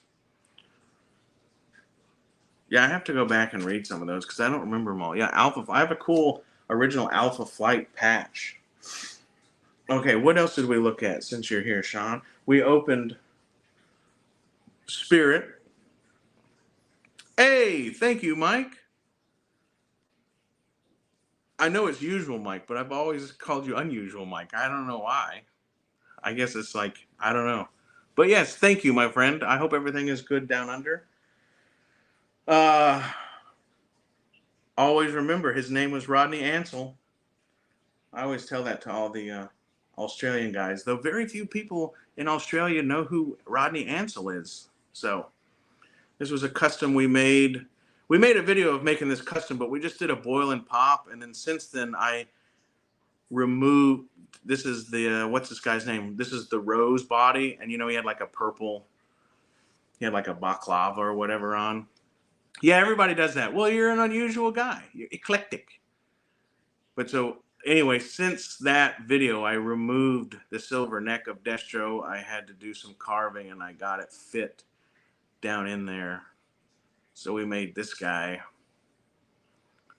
who I don't think it's still Destro, but I thought that was a cool guy. So we made that. We opened this. Let's see if I can get this without knocking it all over. So this is the Mythic Legions moose. This is the eagle from the Spirit. And then this is the Big Bad Toy Store Naughty or Nice exclusive toy line. And this is Great Northern Santa, which to me is like growing up in Alaska. That was like our Santa Claus. Always was like that. So I got all these pieces. I'm working on a Christmas display, which I'll probably keep up all year round just because why take this down, you know? So we opened this guy. We've had the moose and the Santa Claus for like a year, you know, like since at least last Christmas. So not quite a year. But so we opened this and put all this together, which I thought was pretty cool. And I built a shelf over there. I went to Hobby Lobby or wherever. I got fake snow. I got some fake spruce trees, you know, that are, I think, you know, anywhere from like 18 inches to 24 inches. So we'll do like a Christmas display. With this guy, we got some wrapping paper that we're going to put on the wall. Whoa. We'll put on the wall behind the display. We're just going to do like some red and green wrapping. We'll make it look like a big present. Like I got a bow I'll put on the top or something. I don't know. So we put this together. I'm not going to say made it, obviously, but we put this together. All obviously completely unrelated figures. The Mythic Legions moose. This is this came from Captain Spaulding. So if you're still here, thank you for that, Captain Spaulding. I really appreciate it. The Naughty or Nice fucking Santa is badass. This is what it. So this is a Big Bad Toy Store exclusive line. I know. So Gary's Grails, he did a review of the classic Santa last Christmas, and I didn't even know they made these. And so I immediately got on Big Bad Toy Store, and they fucking make all kinds of shit. See the mall Santa, and then I have that Father Christmas on pre-order. I don't know when he's going to show up. I have the Father Frost, which is not open yet. They have a Krampus, Goblin King. What's that guy? Oh, Checking It Twice Santa. So he's like angry. And then there's a cool Barbarian Santa that I know everybody's after. I would only really get it for that bear headdress. All right. Yeah, cool, Sean. I hope you enjoyed it. I appreciate you stopping by. Hit the like button on your way out if you would. We're probably going to wrap this up anyway. We're just at the 3-hour mark. I got to get up early and got to do some shit. But I wanted to, hey, it's my party and I'll cry if I want to. So yeah, if anybody needs, Sean, if you're still here, if anybody needs these, the Apocalypse Build-A-Figure Part 1, these tendrils, just let me know. Fucking drop a comment in here or hit me up on Instagram, or if anybody you know is looking for it, I will not be using them. So super happy to put those in an envelope and fucking send them to anybody who's trying to build that, you know, who may not have wanted to spend the fucking $68 on the Wolverine. I don't know. So I'm always, most of the Build-A-Figure, I'm not building a lot of those figures. And when I have a figure that I really want that's a Build-A-Figure, I just like look for it complete on fucking eBay. You know what I mean? Because it's at least the same price or cheaper than just buying all the fucking 6 figures, which, you know, 2 or 3 of them you don't fucking want anyway. So whatever. But yeah, I think that's pretty much it. We went through everything. Just a quick recap. Hey, I appreciate everybody. We're at 3 hours and 35 seconds. For those 3 of you still in the chat, I appreciate you. And it's been a blast. Hit me up on Instagram or drop a comment in any of my videos. I will make sure to see it. Because that's one of my most favorite things. Hello, you're lurking. Good to see you, Palps. What is thy bidding, my master? I hope you're doing well. I hope you are doing well. Happy birthday to me. I hope you're doing well. I think I said that. I'm drunk on no sleep now. Tie a yellow ribbon around the old oak tree. We also picked up this off Amazon for like under $20. Very nice. Old Timer by Charade. Good knife. So yeah. All right. So I have been General Lax Sivrak. This episode was brought to you by a shit ton of fucking cool people. It's brought to you by my birthday. Brought to you by Copenhagen Snuff. It satisfies since 1822. Give you a little shot of the power ring there. Why not? Anyway, I have enjoyed it. I have the Cubs this weekend, so there will probably be nothing going on my channel until next week, because I don't really do anything when the Cubs are here except fucking hang out with them and have a fucking good time and fucking wrestle and play soccer and fucking whatever. All the fucking cool shit that we do. So anyway, I appreciate everybody. And I will see you on down the trail. You know it. Love you guys.